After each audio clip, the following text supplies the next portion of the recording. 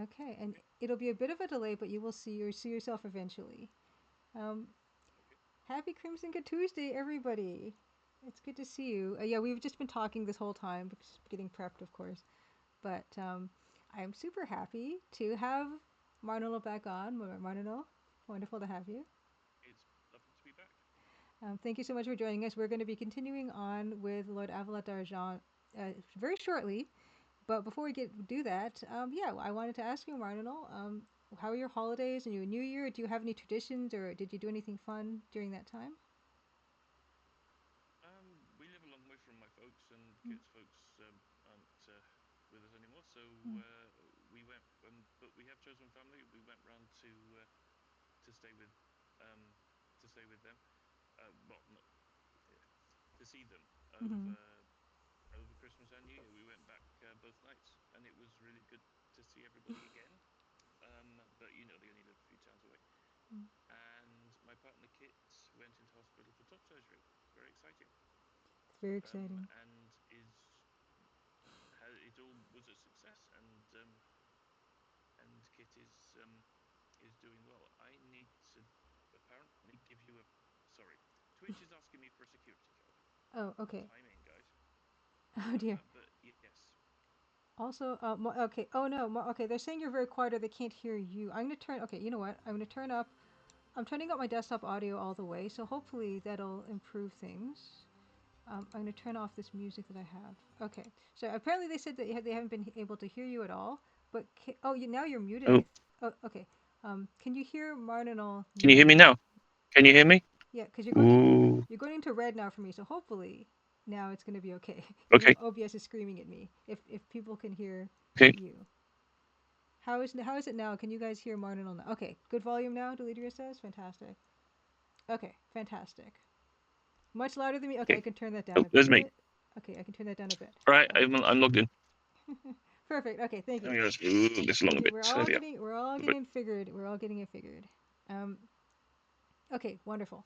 Okay, yeah. So why don't we start that all over again? So you mentioned you had visited family during the holidays, and Yep. had it's been are there any age old family traditions? Do you do Christmas crackers? I know that's something that North Americans are very fascinated by, because we don't tend to do that, Oh yeah. especially Americans. They don't at all. I mean, we've got somewhat of that because of Britain, in We Canada, had but so many crackers, you see, because we keep buying them, and you buy them in boxes of like a dozen, and we never had that many people to pull them with. And even this time, we didn't have that many people to pull them with. So we took over like 3 dozen crackers along, and you know, everybody gets to pull one. And yeah, I mean the gifts in them are never up to much, but I suppose you got lots of them. Yeah, and yeah, you know when I was in the States, right, they had I don't know what they do in Canada, but there was this thing where you watched a ball dropping, and it took a minute to get to the bottom, and that was it, and it wasn't very interesting. no, no, it's And not. I don't know. I mean, we have a clock. Hmm. It's you know you put the radio on, and it's like BBC News at midnight. Long pause.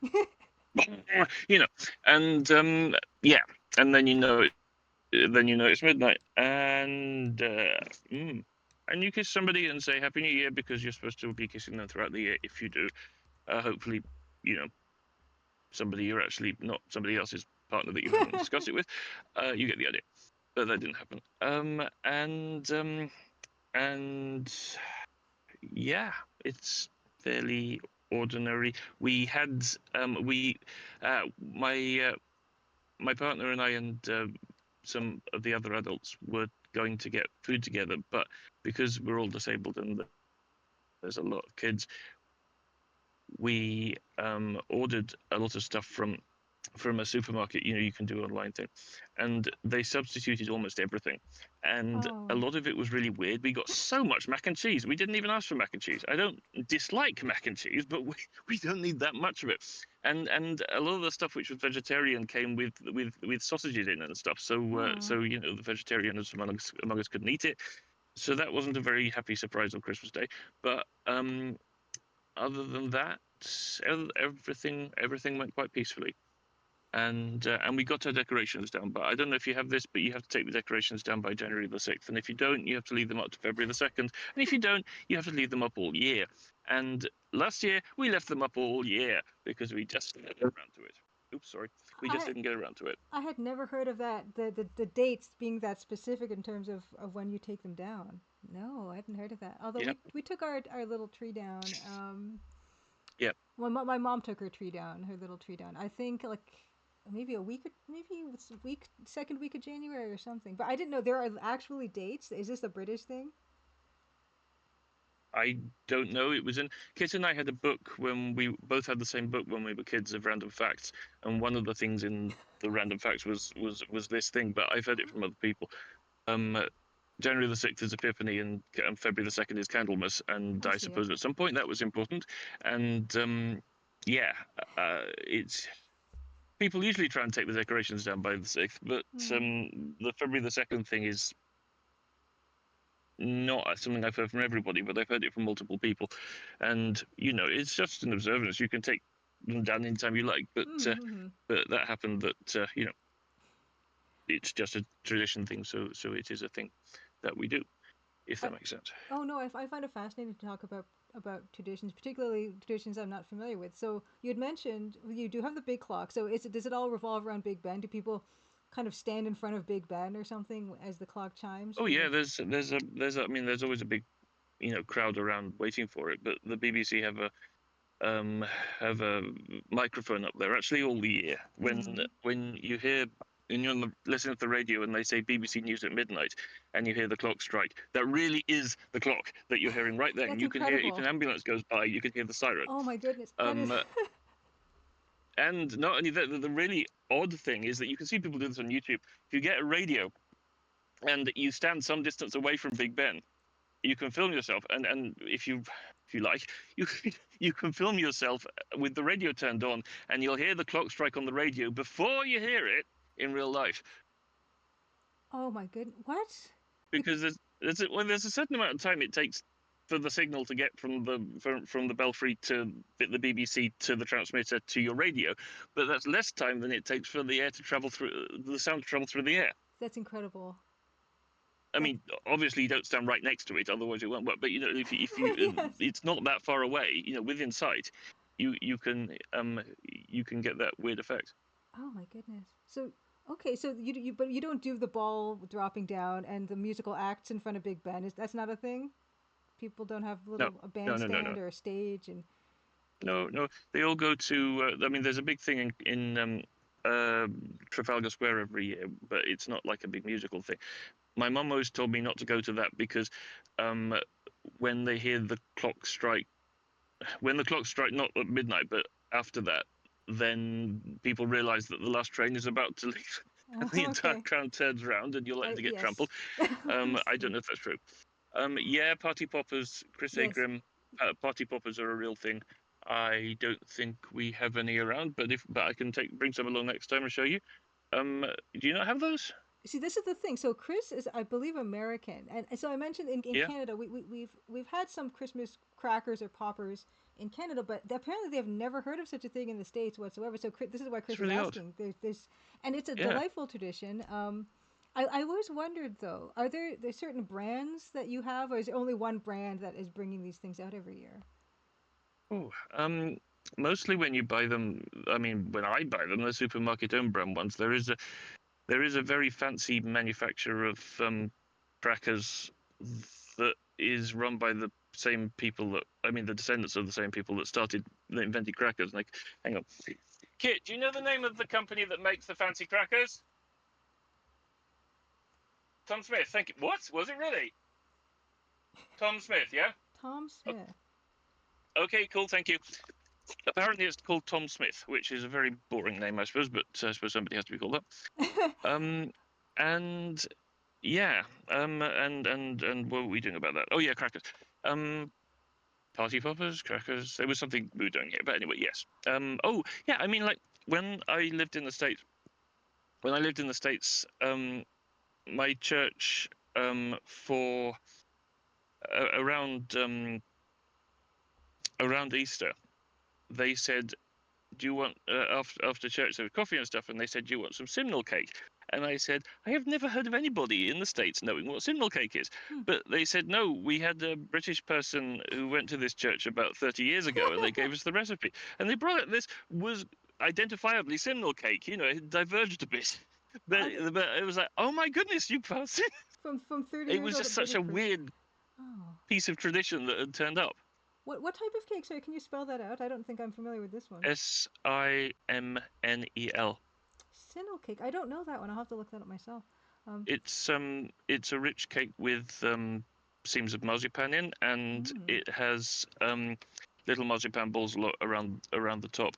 I wrote a book, a novella about mm, 15 years ago now, called Not Ordinarily Borrowable, about a couple of women who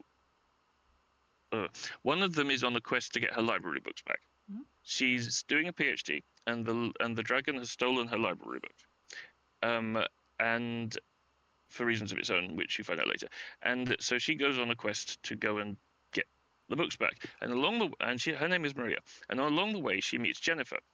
And Jennifer is a cook who is also on a quest for a book called the Gastronomicon, which has the recipe for cut and come again cake, which is the kind of Simnel cake, and my grandmother used to make it. And I used that as the MacGuffin in this because it is such lovely cake, and that's about the whole reason. But I put the recipe for the cake in the end of the book in case anybody wanted to make it. I love that. Yeah. Anyway, sorry. Go on. No. That does remind me. Yes, it was a bookworm. Yes, nice one. Yes. I sent out my holiday cards not too long ago, and on the back of my holiday card, I put a recipe for Christmas cookie, my type of cookie my mom has made for decades, or ever since I was young, as far as I can remember. And they made it into my game, and now everyone can try the recipe as well. Um, but just what Oh, yay! That's really Yeah, happy. yeah. So one more thing about, I mean, we're gonna get into the game Yep. right now, but I don't want to dither too much because I know you've got it's late already for you. But I always would have figured that like Harrods or Fortnum and Mason would come out with some very posh poppers or crackers where you'd have little Oh, I mean, they sterling do. You silver. get the They really do. cheap ones. There are Okay. like plastic Mm. magnifying glasses that don't work and stuff. And I think we had some of those, but there are the slightly less crap ones that you get from a supermarket, but they're the nice ones in the supermarket. And I I can't remember. I think Kit got a metal die, a D6, which is actually rather nice. Yes. Made of steel, and I'd never seen one like that before. But it's not a huge thing, but it's actually something you might want Yes. beyond the day or at least at all. Yes. Um, but yeah, I mean, there are ones where there are ridiculous, fancy things like watches and stuff that that you would. Yeah, but there are people with more money than sense, so Oh, there's always somebody to sell them things. imagine pulling one of those There apart. we The go. watch just falls on the floor and the face cracks open. Anyway, okay, we're going to, or they fight over it because it's a really nice watch. Anyway, it's just Oh yeah, what a yeah. scene. Okay, we'll get into it now. Okay. Yeah. Hopefully you can see the screen there. We can see Hmm. Avi in Cardiff, and there's your lucky Hmm. prize. We talked a little bit about sweepstakes the other time you were Yep. on with us. Now, this part of the game I was fascinated by because I actually accidentally figured out what to do in this case, and it's one of those things where it's it's a time sensitive action that you have to perform. And Yes. I did not imagine that the game would. I mean, we do have arcade sequence. You do have an arcade sequence in this game, in the previous game, but to have it in game like this, for some reason, it kind of broke some kind of weird conventional idea that I had in my head about games like this. Because, I know what you mean. yeah, so like for instance, so this is the traditional way. If you try to take the quill, I believe, and then I'll climb up on yes, climb onto dais. Oh, climb Well, I want to dais. mention about the people saying about the party hats in the chat. There's a picture of me on my 5th birthday, and I was born in January, so not long after Christmas, and there would still have been crackers around. And oh, sorry, um, distracted you, and you got hit by an arrow. No. Please continue. Okay, and I put it online. This picture of me when I was my 5th birthday, Mm. blowing out the candles on my cake, and somebody said, "Why do you have a paper?" American said, "Why do you have a Mhm. paper bag on your head?" So that's a party hat. It's like, oh, they because they think of them as cones with things on, Right. and it Yeah. was made of card. But yeah, no, and they said, "Do you have a paper bag?" Sorry, carry on. Happy birthday, belated or in advance, then Thank for you. for No, your for your it's birthday. on its way. Okay. Well, happy birthday. 50. I'll be 50. Oh, Wow. congratulations! That's incredible. Thank you. Incredible. Yes, Ivy has gotten hit. This happened to me a lot when I was playing this my first time around. Mhm. Yeah, you I got get it. to show off that it can do 2 sprites at once. Yes, yeah, you've got an arrow through your hair. You fall to earth. It isn't fair. Yes. Do you know that there's a poem that goes, I shot an arrow in the air, it fell to earth, I know not where. No, I don't think so. That's a poem, and I can't think who wrote it. I can check if you like. But that I was riffing on that. It's quite good. It's quite good. And as you're checking, I will read the rest of this. It says a crossbow Yep. bolt through the head appears to be the only giveaway you can expect from the Duke of Cardiff. And that's wonderful. And there's a It's by Longfellow. Longfellow. Have you got is it a long Well, like Henry poem? Wadsworth Longfellow. Is it a long one or do you No, want to? 12 lines. I shot an arrow into apparently the air. It fell to earth, I knew not where. For so swiftly it flew, the sight could not follow it in its flight. I breathed a song into the air. It fell to earth, I know not where. For who has sight so keen and strong that it can follow the flight of song? Long, long afterwards in an oak, I found the arrow still unbroke, and the song from beginning to end I found again in the heart of a friend. There you are. Lovely. But I was riffing on that in the error message, not error message, the message. The message. Oh, and here comes the old fellow. My little ruse has worked again.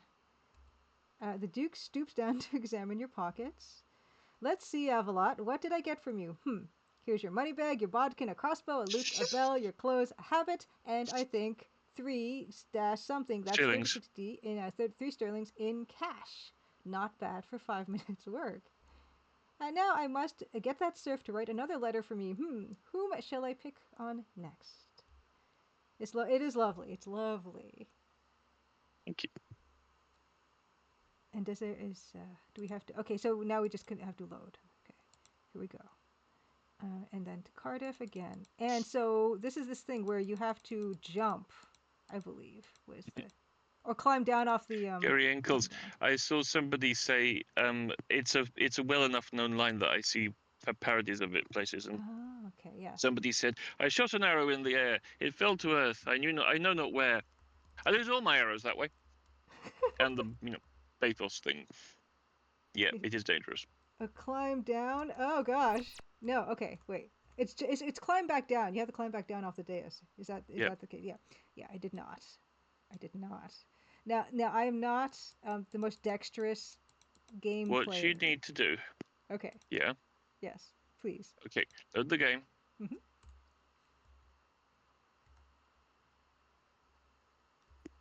I like having a screwdriver as a mouse pointer, by the way. I don't think I ever saw anybody else do that. For tools menus and things. Okay, don't climb up yet. Okay. Type. Oh, hang on a minute. Okay, 2 things. Okay. What I was going to say is, if you type climb down, you'll get a message saying you can't do it, but it'll be in your history, so you'll be able to page back to it. The other thing is, can you check on the action menu to see if there's a keystroke that means climb down or climb up? Oh, there is. It's F5. I can't remember. It says F5 for climb up. Okay, well, then that's going to make it easier. So you can climb. So that changes to climb down then. Yes. If you want to type get quill now, it'll be in your command history, and then you can go back and get it. Okay, but I just need to trigger the trap once, and then I'll be able to. Yes. Yes. Okay, good point. Of course. Yes. Carry on. Yes, you're quite right. Let's try that. And thank you so much for the follow. So I'm going to do the F5. Okay, and then F5 again. That's fantastic. Yep. Oh, wonderful. Yay. Wonderful. Okay, F5. And there's something else in this screen that I really like to do beyond this one. So this is one of my favorite rooms. This might be my favorite room. Let's see. Take quill. And then you want to get the bolt, and the bolt you cannot reach from where you are, which is fascinating to me. I will save the game again, though. Save. Oh, wait. I didn't do that correctly. Save as. Okay. Now, if you try to take the bolt from here, it says the bolt is stuck in the door at such an angle that you can't wrench it out from below. Come to think of it, it's not reachable from the dais either. Now, how could you elevate yourself temporarily? Which I don't think I've ever seen an adventure game do this, where you have to jump and take the jump. Is it and take a bolt? Incredible. I think. Yes. It actually. I should have watched, and I would have been less surprised at myself the second time around. But I did I wasn't entirely sure that would work, and it did indeed work. At the very highest Yay! point of your jump, you discover that you can reach the crossbow bolt embedded in the wall. You yank it out and pocket it. It could come in useful sometime. Okay, before we continue, I'm going to see if I can change my category. I tried to add Lord Avalot d'Argent to um, the game tags. It never seems to come up. So I don't think I tried to add it correctly. So I'll just change this to retro. Now, okay, now we have that. We can look at objects. I have to say, I do love this interface. Um, Crossbow bolt, a useful little objet dart, which is a fun. Yeah, it's wonderful. It's wonderful. Okay. Thank you. Okay. Now I don't remember at all what to do next. If you could be so kind as to. Ooh, that's a good question. Right. I mean, you can get back out of Cardiff, yeah. Okay. Yes, I will. But let me think. What have you done? You have the bolt. Oh, I Do can show you you this. I will have? show you. Yes. A money bag, bodkin, crossbow bolt, crossbow, loot, bell, pen, clothes, and habit. Right. I think you're probably safe to go on to Birmingham now. I mean, you're not Wonderful. going to get hurt if you don't, so we can find out. All right. Right on to Birmingham. Do you have any fond memories or not so fond memories of Birmingham, or have you been? I have been. It's part of it is a sort of ribbing of my father because he was born and grew up in Birmingham, and there's a cultural divide between the north and the south. And yeah, he said he got the accent sort of beaten out of him at school, but yeah, I mean it's a beautiful accent. It's one of my favorites in the country, and I have a lot of favorites. But yeah, the it's I'm trying to think of a parallel. It's like if I was doing a Pennsylvania, it's a big city that used to because it was a manufacturing base, and now manufacturing is all gone, and it's poor, and people look down on it. Hmm. What were they manufacturing? So yeah. Oh, everything. It was the workshop of the world. There was uh, like railway bit, trains, Mm-hmm. locomotives, rails and stuff. I mean, the Industrial Revolution started in Britain, yeah. Yes. Yeah. So a lot of the machinery for that was made in Britain, and quite a lot of it was made in Birmingham. Partly because it's in the middle of the country, and all the canals, were built to go Mm. there because the transport links are already quite good. And so it became a very a lot of it became a very dirty, big city. It's the biggest local authority in the country. They so the area around Birmingham is still called the Black Country, but it's called that because it was so smoky. Oh, wow. Because of the manufacturing and stuff. I mean, a lot of places had this problem, but Birmingham was hit, particularly badly with it. Yeah, Huh. I mean, people are rude about it, and it's a lovely town. There's a lot going on. I don't mean to, you know, I was probably too rude about it here, but part of it was that it was an in joke. No, it's fine. It's fine. So This being Birmingham, you are near the bridge that leads to Baron Dulisti's castle. It seems always to be dark around here. So this is what you mentioned when in terms of yes. yes, mentioning Birmingham as being dark. Quite a lot is here. How Top. do I put a picture in the chat? Is there a way to do that? You could do a link. I think. I mean, if it's somewhere, you could just put a link that people can then click the link and then open I'll it from do the a link. browser. Yeah. Okay, Yeah. all good. I'll do a link. Yeah, that will work. I think that Hang should on. work. Anyway, go on. Sorry, I don't mean to Yeah, hold no, you no, up, but no, it's fine. No, I'm going to talk to quite a lot. Can't let you pass. Exclaims quite a lot. okay. Explains quite a lot. Is Lord Sheep's orders? You say. Okay, so now we have to do something with quite a lot. You want me to do the voice? Yeah. Okay, hold on. I can't really do the voice because my dad says, "Oh, you're not doing it right," but I would. Hang on a second. Yes. I want to show you a picture of the hat. Oh yes, of I course, have your now party uploaded hat. it somewhere. Yep. Okay, Yes, perfect. Okay. there is me on my fifth birthday with a hat. Oh, yes, it was those tissue paper type. It's It's like a a party hat. crown top of thing. Yeah, Yep. crown type of thing. Oh my Yep. goodness, look at this. Oh, so cute. Fantastic. Okay. Yes, would you like to attempt a Birmingham accent with quite a lot of dialogue here? Can't let you pass. Explains quite a lot. His lordship's orders, you say? Lord Cheap. I think that's all he says though. But now we have to get him away from Mm-hmm. us. And I think I vaguely remember this having to do with the Yep. crossbow, potentially. Yep. All It right. does. Okay, so You know, I often say to people that um, people have this idea that Shakespeare is really highbrow, and I mhm. don't know how you can think it's highbrow if you've read the Yeah. plays. That everything had in it has to be done in this terribly serious voice like this, with a sort of actor Yes. noise. And the thing is that Shakespeare came from Stratford upon Avon, which is in Warwickshire, the same as Birmingham, and he talked like that. He'd be like, to be or not to be, whether 'tis nobler in the mind to suffer the sins and arrows of outrageous fortune, or to take arms against the sea of troubles and by opposing end of them. He didn't talk. You get the idea. Yeah, I just had to, I tried to load the crossbow, Mm. but I had a save game called Crossbow, which meant that it loaded the save game Oh, crossbow instead of yes. me loading No, crossbow. this is all from memory. Chris Ingram says, do you hold on to your old development notes or just keep mental notes? No, this is all from memory. If I had notes, they would be at my parents' old house. Save.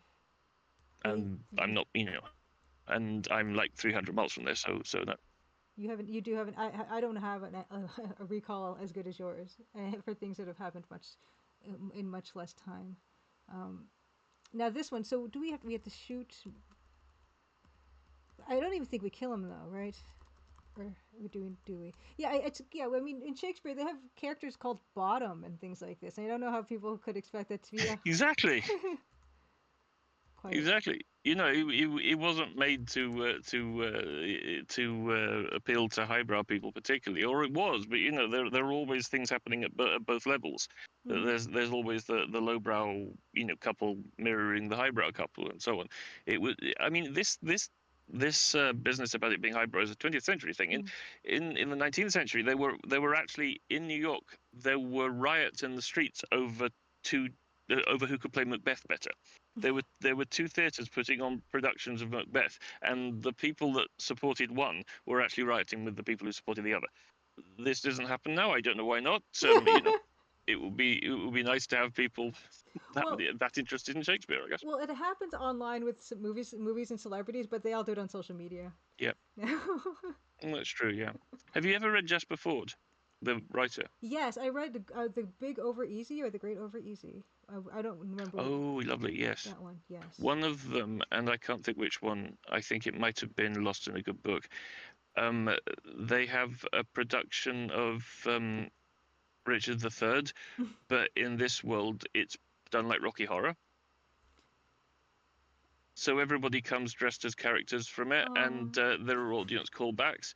And it was like um, people shouting, when is the summer of our discontent? Now is the summer of our discontent. Sorry, that's summer. Now is the winter of our discontent. May glorious summer, and everybody gets sunglasses out and puts them on. And this is the most amazing idea. I think people. I went to see a production of Sweeney Todd, right? Not, but the original Sweeney Todd, the Victorian one that somebody found the script and they put it on. It was called The Pearl Necklace, and it was only like halfway at the start of the second act that the audience were catching on to the fact they were watching a melodrama Mm. and that they were allowed to boo the villain. And in fact, the villain really liked to be booed, Yeah, yeah. and because they were all like being good people sitting there and watching and not making any sound, and yeah, so yeah, more Rocky Horror is a great thing. Anyway, carry on. Sorry. No, no. I mean, we always do this when we're doing these because it is so fascinating. I think of cultural differences in the way audience participates or they don't Yeah. participate. in things like theater and in entertainment, any type of thing.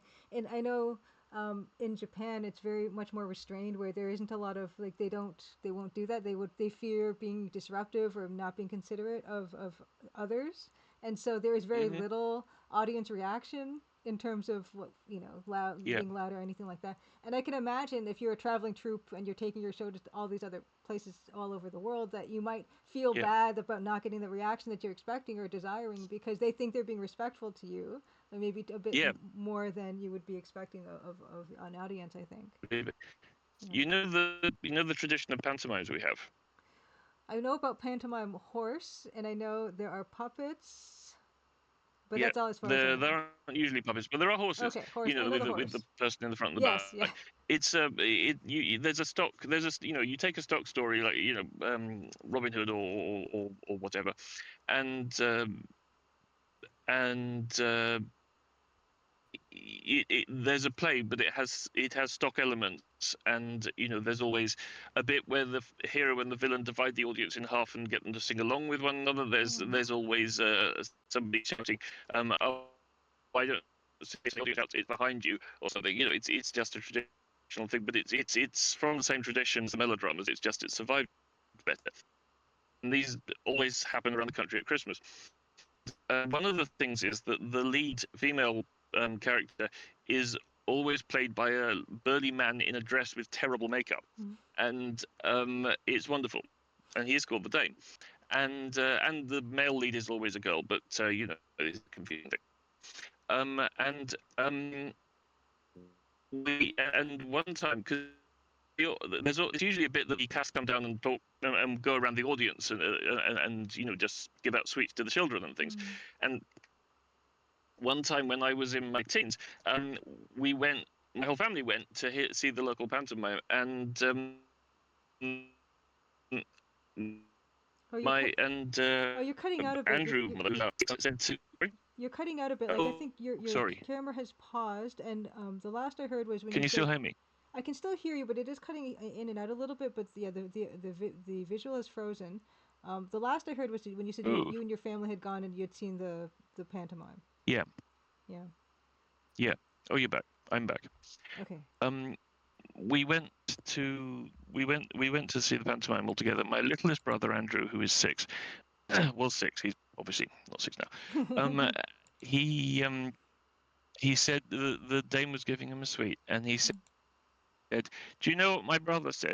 Do you know what my brother says? He said that you're in a dress. Mm-hmm. And the dame pretended to be shocked and said, "Do you know what we do with people like that?" And she came over and Mm-hmm. sat on my lap and hugged me in front of the entire theatre, and everybody stared. And I was like 14. And I was like, Andrew, don't do this. Anyway, so a memory that was. Oh my goodness. Oh my goodness. Bless That's him. fantastic. Ah, wonderful. Now, yeah. Oh, sorry. I just completely missed the mark on the text. I just accidentally clicked through.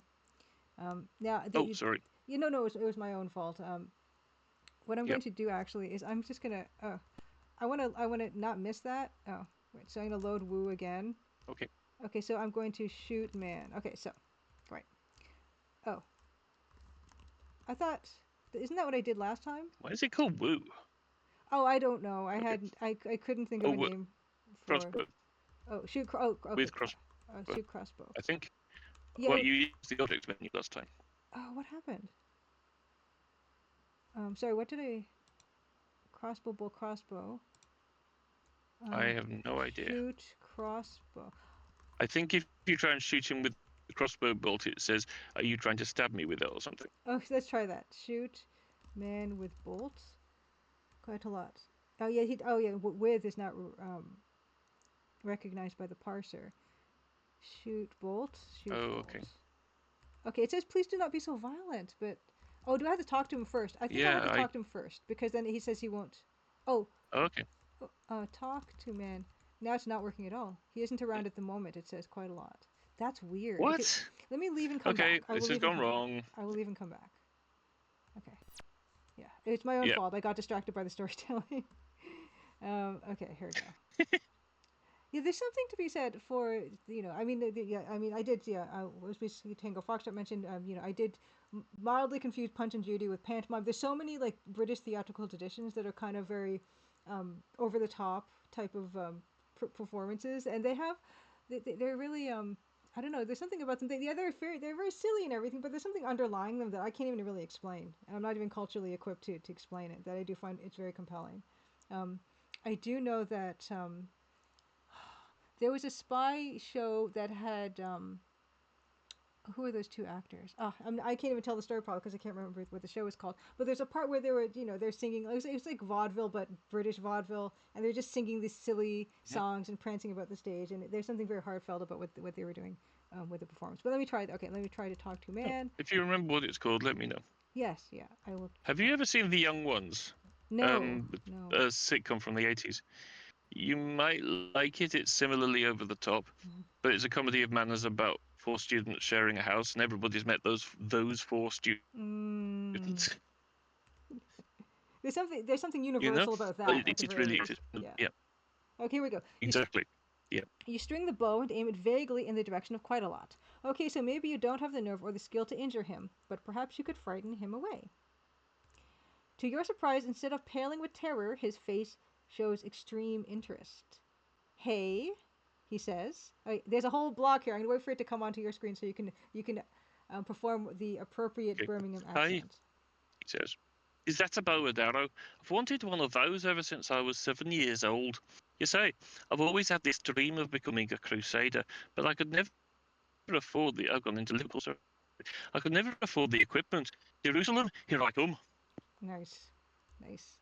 He grabs the bow and arrow from your hand and rushes off. Yeah, Seagull has seen young ones and mentioned everyone wanted to be Neil, apparently. Yes,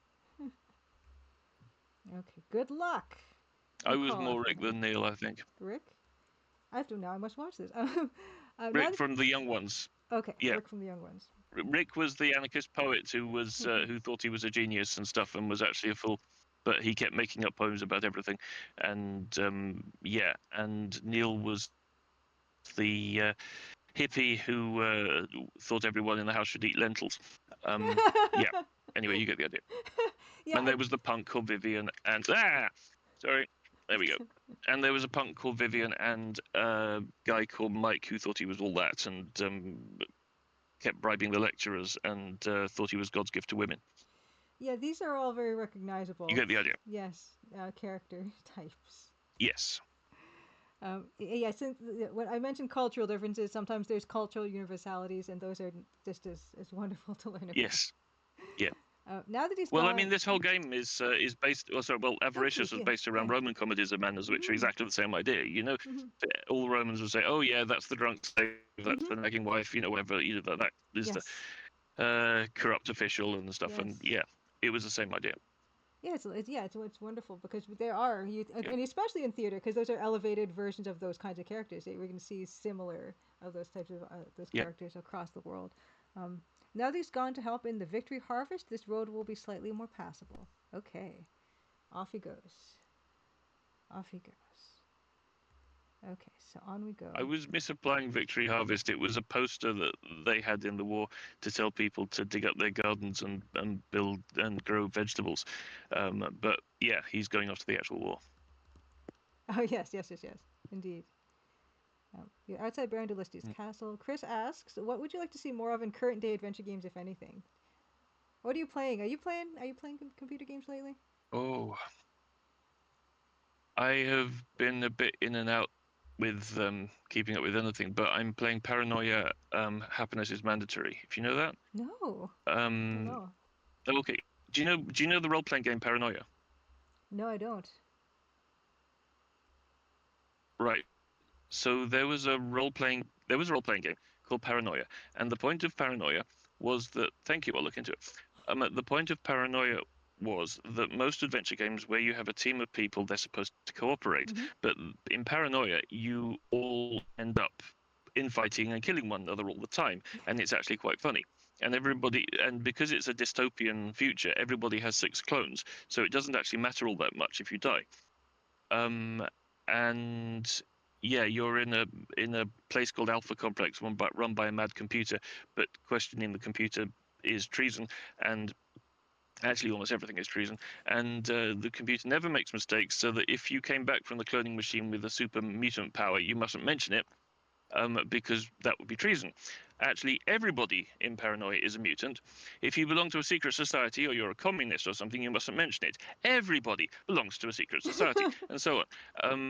But it's an amazing game. But I found there was a game on Steam, implementation of it, that the original people had made, called Paranoia Happiness is Mandatory. So we've only just been playing it, but I just started playing it. But the cloning man, you can ask him about this, and of course you have no memory because you've just been cloned.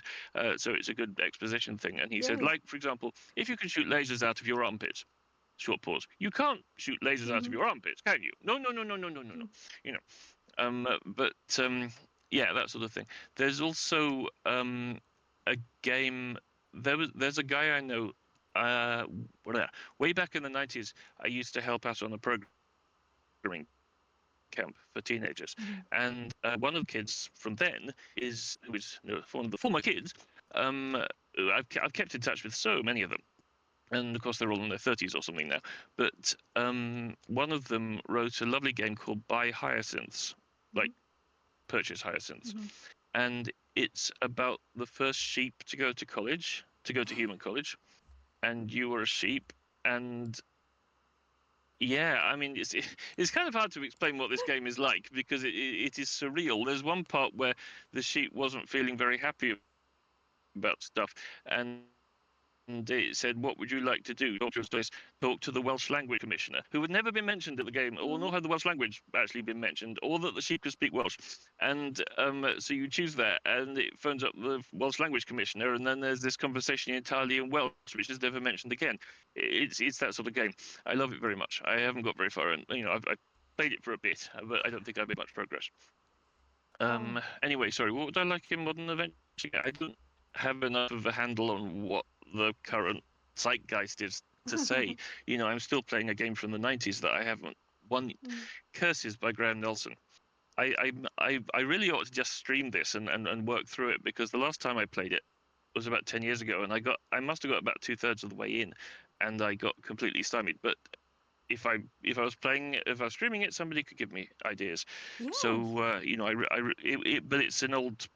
I told you about the Z machine, yeah, where I wrote the JavaScript implementation of it in the 90s. You must have. You must have. Okay, well, it's a Z machine game. Mm. It's the game that the modern Z machine. mm. Graham Nelson was a mathematician from Oxford, and he wanted to write a big adventure game like were done in the 80s. And he actually reverse engineered the whole Infocom virtual machine and wrote a compiler for it just in order to build this game, Curses, and to an enormous number of new games with other people building them and compiling them. And I thought, you ought to be able to run these in a web browser, which is why I wrote Knisto, which is still going as Parchment. Yeah, Curses is the sort of version of that, and I am still trying to beat it. And it's an amazing game, but I have not got more than about a third of the way in my life. Anyway, yes. So I I am not well up on what is going on, is the thing. I would very much recommend that you do try Yes, streaming and you're streaming quite games. right. Absolutely. Yeah. So Crunkman, Yep. by the way, happy Crimson Tuesday, The other game Crunkman. to play, the other way to lose friends is to play Mao. I don't know if you have ever played Mao, but oh my No. God, I've seen people leave the table in tears. Um, I am not happy playing it ever again with somebody who isn't actually already advanced in it. Oh my goodness. Um, But yeah, just to catch up a it is little an bit. evil game to cruel game to beginners. I somehow running the Facebook page for it. I don't know why. Oh my goodness. Yeah, so Crunkman mentions Paranoia has played Paranoia and said one of the funniest tabletop games I've ever played, and also the easiest way to lose friends that isn't Monopoly or Diplomacy. Yeah, I you have to pick very carefully the types of friends you're getting get around a table for things like that, I think. Oh my goodness. No, that's wonderful. I've been writing all this stuff down. Yeah, yeah, please do. And even I think it's in your favor if it's like a game that not many people have seen, or if it's an older game. There's a whole retro streaming Twitch community of people who play Yeah. like the old games. And if you're figuring out also Oh yeah, yeah. how to make them run yourself, I mean, people love that kind of stuff. Like they love Yeah. the stuff that they haven't seen before. I would love to watch you stream that actually. I've told you about T0, haven't I? T0. I must have told you about T0. T0.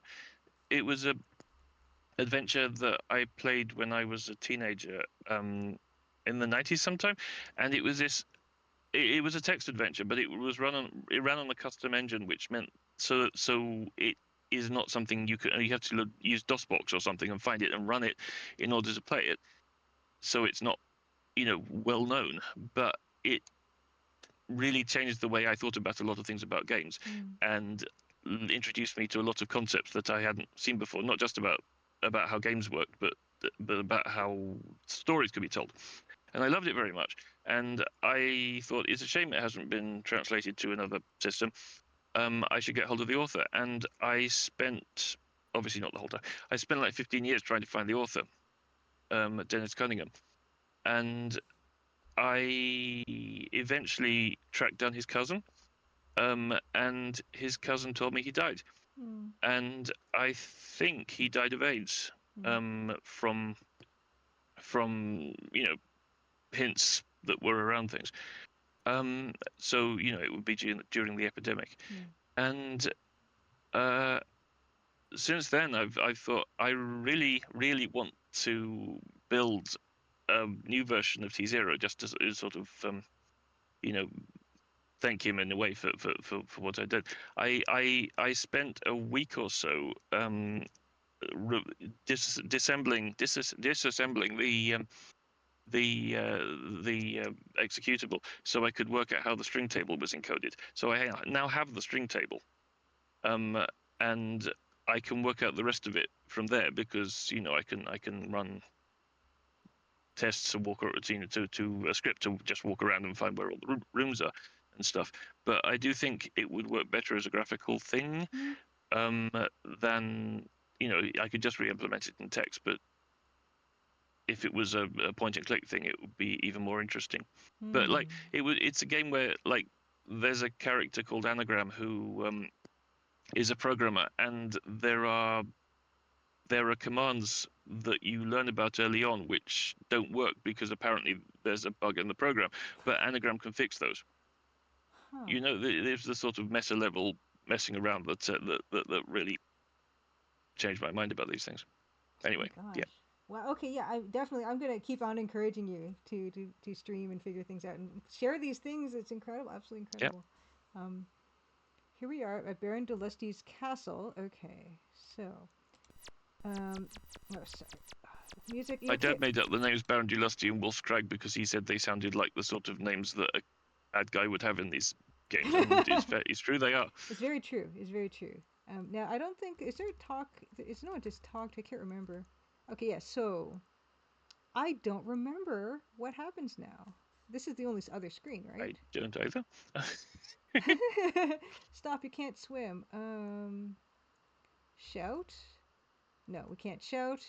I think there's no other screen for this. I thought we had to speak to someone up on the battlements or something, but there's no one here. I don't remember. Uh-oh. Okay, hold on. What are we carrying? I remember the animation of the drawbridge opening, so that's definitely a thing. But how you do it, I don't know. How do we do it? Okay, so no, we wasn't playing I could look online for hint files if you like, which is pretty sad. It's very funny, a little sad. Yeah. Oh yeah. my gosh. Okay. Anyway, and I've played this before, not even that long ago. So but as we mentioned, my memory is very bad. Anyone in chat remember how to get this drawbridge down? Open door. While I'm looking, Yeah. do you know about the meaning of Lith, the book?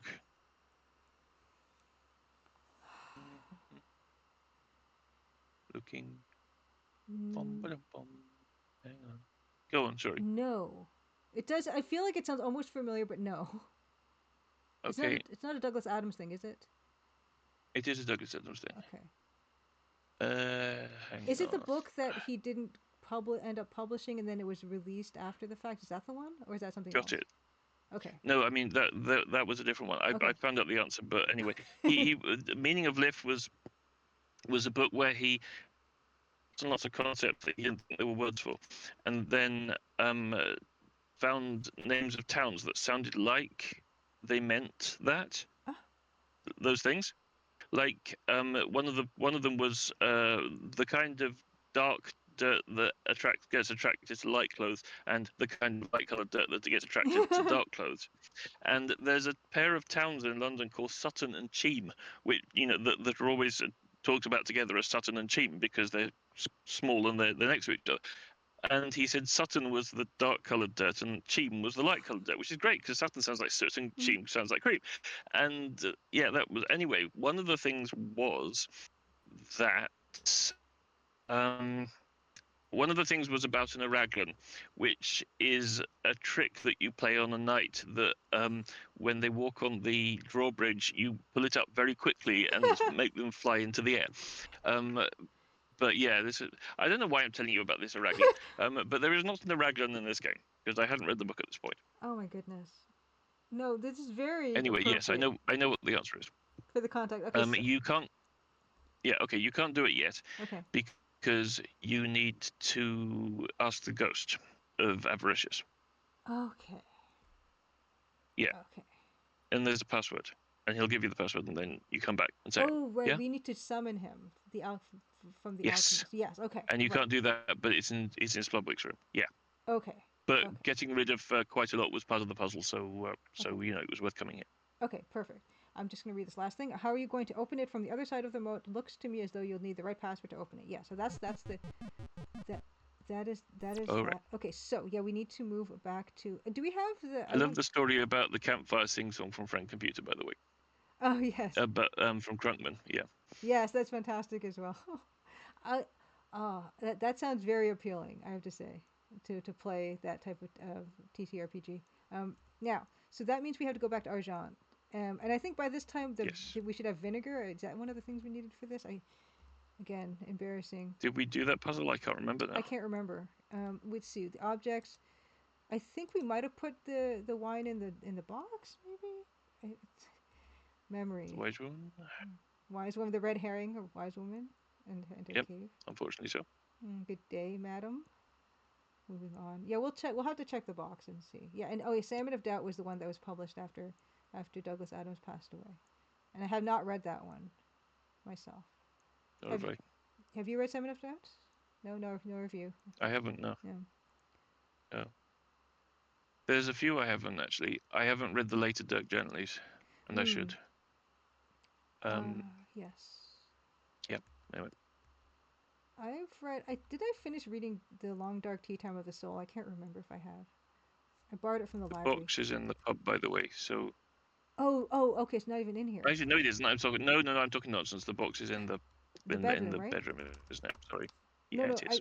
This could Sorry. all be for naught anyway because I don't even remember if we had put the wine in and if we even obtained the wine in the first place. I don't remember either. We're It gonna was, last learn month, together. so... Yes, I know. Hello, Julie 4XP. Says I found out about you because of Brazilian streamer Alan Zoka. Yes, yes. No, that was Oh, yeah. wonderful. That Oh, Alan you're very Zoka, welcome. yeah, has been such a big fan of the game of the Crimson Diamond. Okay, so it's empty. That's The happy. box is empty. So Oh, okay, what's gonna happen now then? We need time to pass. We don't have the wine. right. We need to go and So, get wine. yes. Also, Splodwick, while you're here, Oh yes, Splodwick, if you take a okay. left, Splodwick will ask you about um, getting something for the potion that you're. Oh no, that's wrong. The you need the potion, but Yes. but there's one bit where you come back and Splodwick isn't there, and that's the Yes. only time that you can summon the ghost. Talk to man. Okay. Avi, how's life? Okay, I've just got a letter asking me to take over somebody. Okay, so this is the same as before. So yeah, he wants the onion. We Yep, haven't we use haven't. that. Yes, okay. Feeling of like going on a quest, Yep, right? Go and get me some ingredients for this research I'm doing. It's a new potion for the English Guild of Alchemists. Could you get me an onion? Yes, okay. So we need to now do that. Need to now do that. yep. Excuse me. I told you Spellbook was me, right? We both had self-insertion characters. Dog food was Mark. There's That's somewhere a picture of me wearing a sheet or something, for reference photo for this is wonderful. Spellbook. Now Spludwick is preventing me from leaving the room. Is there Yeah, some? I'm not sure that's on purpose. Okay, so I eventually should be able to escape him. I hope so. I hope so. Okay, yeah, I think. Okay, wait. Oh no. We have the talk. Okay, no. Okay, so this I don't. This looks like a bug. Uh-oh. But you haven't found the thing while you're here anyway, so No. you may as well just restore from. Okay. I can load from Woo. Yeah. Okay. Woo. Woo. Now we still have to do this. Where actually, I think this might be again, um, the bug, where we have to leave and come back. Okay, yeah, we have to come back. Yeah. And I don't know if Julie for XPI is still here, but oh yeah. Ask what language is Crimson Diamond written in. It is written in Adventure Game Studio. It's a free open source game development engine, and um, oh, you want to make? I'm a web developer, and one of my future dreams is to make a game. Yes, go for it. Do it. Do it. Do it. It's so much fun. Yeah, Adventure Game Studio is It purpose. is. I can confirm. You can confirm. That it's a lot of fun. I mean, but Oh I had to yes. write the engine, so it took longer. But apart from that, yes. Oh, this is yeah. The fact that you wrote this engine is incredible. Okay, so Yeah. now we can leave, and now we're gonna go to. We have to get the onion from Yes. Norwich or Snottingham. But Snottingham. you do go to Norwich for the onion, but Okay. if you don't put the wine in the box and get it turned to vinegar, then there's no point getting the onion because you won't have vinegar to put the onion in. This is the puzzle I am most proud of in this game. Okay. This has stumped people. So I've seen them asking online about how to solve it, and I was quite proud of it. we get the wine from the pub in Argent. Do we get the or from the pub in Snottingham? Really, that's a good question. Hang on, I still have this cheat thing open. Wine. Yeah, in Argent. Okay. Right. Okay. So I will do that. We have to go back anyway. Do we need to hear from Spludwick that we need the onion, or can we just get it preemptively? You can get it preemptively. If he asks you for it, you can just give it to him. Okay. That's good. This is good. Oh boy. The animation code in Avaricious was so slow in the beginning that I had it that control left meant jump this many paces to the left because and control right because it was just almost unplayable without. Does that? It doesn't work here though. No, it doesn't. Okay, I just tried. There was a because there was the whole thing was written in Turbo Pascal. Oh, hang on. Oh. You still there? Yes, I'm still here. Okay, good. The whole thing was written in Turbo Pascal, so all of the oh crap, what's the name of it? Where you draw a sprite. Yes. Good grief, I'm a sprite routines were written in Pascal, so they work pixel by pixel, and it was extremely low. And I didn't understand how to write assembler at the time, but by the time I wrote Avalot, I did. But yeah, we got other people's bits and pieces of people's assembler and mixed them in, which is why it works. Yeah. This is definitely like a much more complex version of what came before. Like everything is like upgraded. Like the art is better. Everything. It's really nice to see that progression. Malagos I bought wine. Malagos hands me the bottle of Learned a whole wine. lot.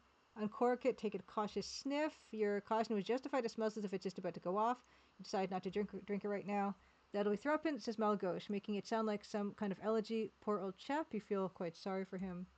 You put 3 pennies onto the counter. Malagos picks them up with an air of despair. Lefties, as we had mentioned, for a gauche. Yep. And now I'm going to put this in the box. Yeah. I'll put this in the box, and then I'll go get the onion. Which is back in the bedroom. Yes. I cannot remember how much of this I figured out myself, but I tend not to be that good at these things. Let's see.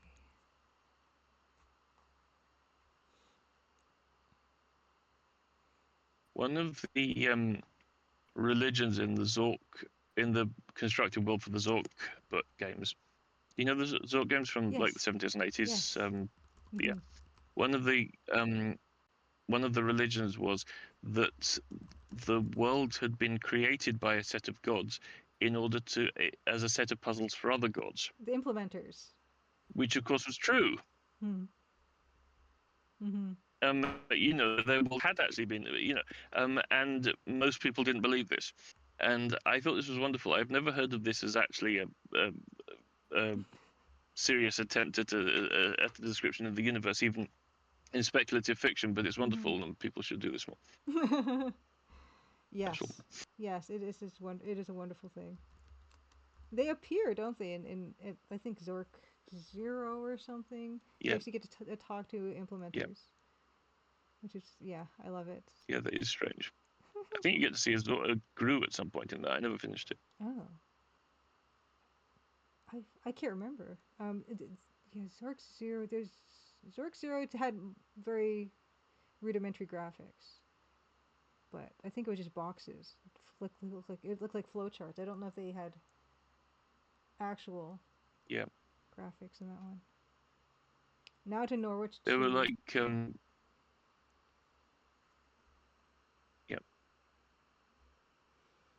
Sorry, I've got an advert for Doritos bouncing around my screen. I'm so sorry. There's a that's all right. No fault. There's a right, you're back. That was so distracting. Yeah. Oh, what happened? I was going to say something. I forgot what. I don't know. You still there? Yes, I'm here. I don't know what happened. I pressed something and then my game reset somehow. Did you press new game? Oh, I don't know again.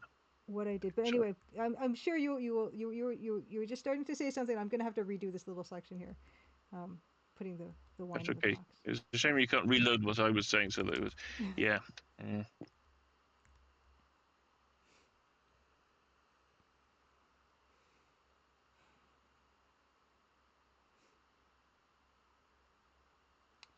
Okay. I did save at the bar, but I was about to save right before getting the onion in Norwich. And then I don't know what happened. Yep. Something happened. So, put wine. Okay. Oh. What? Buy wine. What? Did you not save in the pub? I did, but I guess I saved before I bought the wine. This is a shambles. Oh, okay. Now I have the wine, and I will now put it in. Okay, yes, okay, great. Yeah, we're perfectly on track here. I was thinking if I did build a point-and-click version of T0, I would be sorely tempted to design the engine myself again. Of course. Which is probably probably overkill, but I have so many ideas about how it could work, and that's part of the fun. Oh my goodness. I would be very interested in seeing any version of this. Well, I can show you the original. I've just been turning over in my head how best to represent the world of the game. That because part of it is that the game is largely about the passage of time, hence T0, but that's mapped onto the compass directions. you have a pocket watch, which is also a compass. Okay. And so north equals noon and midnight, and east is 3 o'clock, and so on. Oh And wow. those two concepts are mixed up in the game. So in order to represent that, rather than have you having to check your watch all the time, I'd quite like to have a sort of what's it called? But you can see all the way around. A panoramic or You know those like camera. yeah, yeah. It, I Yeah, believe the it's panoramic called with yeah. with the marker along the top for compass directions, and one along the bottom for time. But I don't want to make this whole thing look like a first-person shooter. I mean, I like point and click. It's simple. So yeah, the options are still bouncing around with me. Wow. Wow. Also, there's a lovely go on. No, that's a text parser adventure game that has these concepts of Yeah, direction and time. Wow. Okay. yeah, Wow. it's a lovely game. Yeah, there's I'm just thinking of it like there's a and then there's a whole T.S. Eliot thing going on that in order to understand parts of it, I had to read up on T.S. Eliot, which was great because I had never read T.S. Eliot before, and this is how I discovered his work. And some of like Prufrock out of the Love Song of J. Alfred Prufrock is a character in the game, and there's different. You can go into the past or the future or the past, or I think even the past of the past. The extreme past. But there are devices called fast mirrors and slow mirrors, and if you look in them, you see the same room from the future or the past. Okay. And so there's this whole it works in sort of layers, as it were, and you can leave items in the past if they are protected in certain ways and pick them up in the future. Yeah, it sounds more complicated than it possibly is, but yeah, it's a gorgeous work, piece of game. I love it. I love it. Oh, I'm excited. I mean to learn more about that actually because there are games that do have those time based puzzles in a much more simplified format, and Yep. some of those puzzles are people's favorite puzzles. I mean, Day of the Tentacle has a time travel mechanic where there's a past, a future, and a present, Right. and yeah, there are characters that can trade items between those things, and yet like there's the wine and the vinegar as we see in this, like they have something similar in that game. Yeah.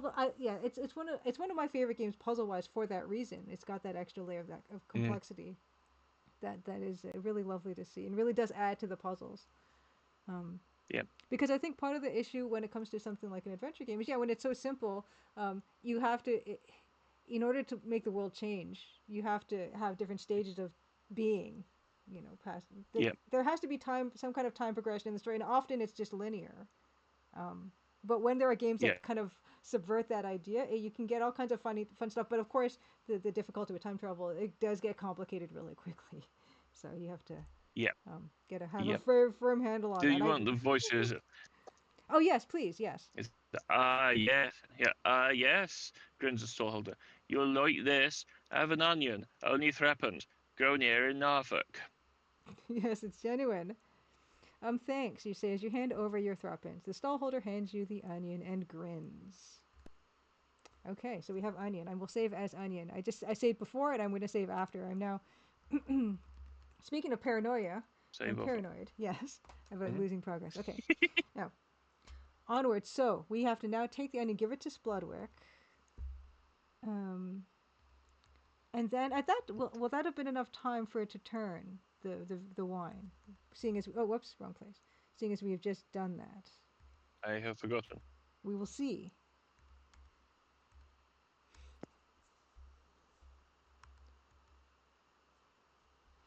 Would you do the art as well for T0? Probably. Mm-hmm. I'm more confident in my art skills now than I was then. But not necessarily. But part of the difficulty with that is organizing stuff. Oh, hang on. Yes. Oh, hang on a minute. Who's that coming south towards you? Isn't that guard from Birmingham?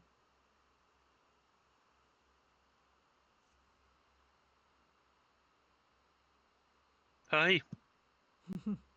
he says. he says. Hmm.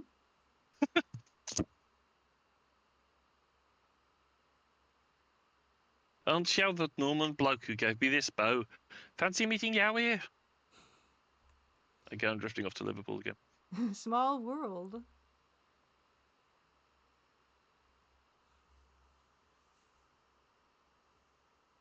I'm just on my way to the Holy Land now, yes, I'm enjoying this crusading lark already.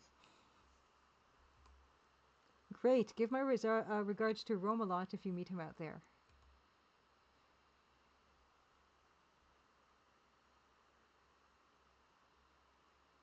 Will do. Bye now. Wonderful.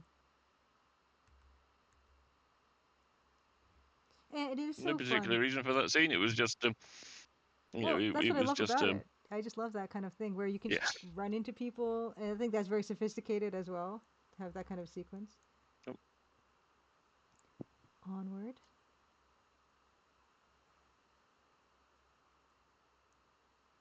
Okay, back to Spludwick.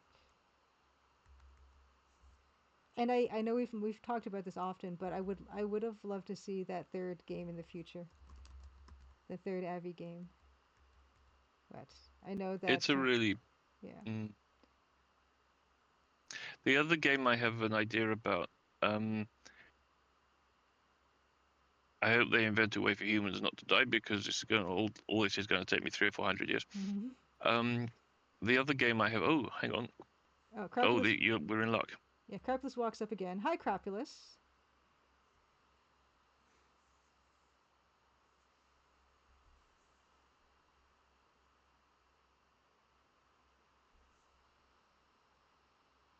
Sure. Oh yeah, I was gonna just have you do Crapulus. Oh right, okay. All right, for you from Spudwick, my lord. Fire away. I got a bit of a delay on this. I know, I Hang on. apologize. He's gotten a short holiday to Bury St Edmunds, which is a town in Suffolk in East Anglia, and this is a standard joke. I never knew he was dead. Yes. Exactly. Yes, I apologize for the delay, yeah, because Marnel's reading this off the That's all script. right. And then he said he was thinking of going to France to see this new tapestry they're making. Is that all right by you? Yes, Bayou. Yes, Bayou Tapestry. Very good. That's fine. Thanks for the message.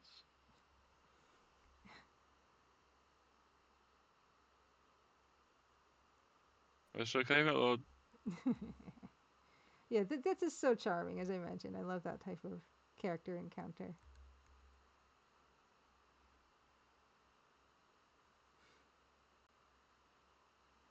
Okay. I'm going to save right The before other we thing go here. Yes, that please. Please. good idea. Yes. All right, the other thing I was thinking, this is going to be a bit of an explanation. Are you familiar with the idea of chap hop? Oh, so you cut out a little bit. What was that? Are you familiar with the idea of chap hop? No.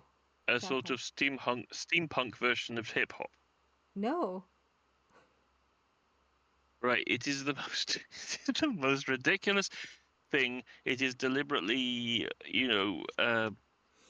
self-mocking stuff, but it's a kind of hip hop where, okay, a friend of ours, Paul Albra,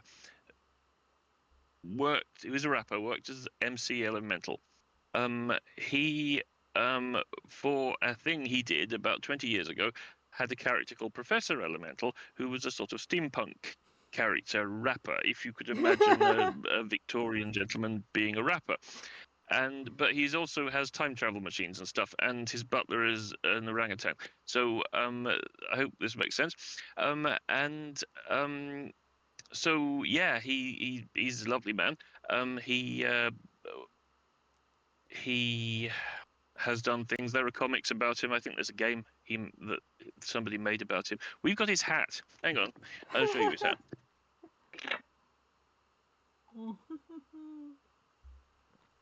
Chap hop.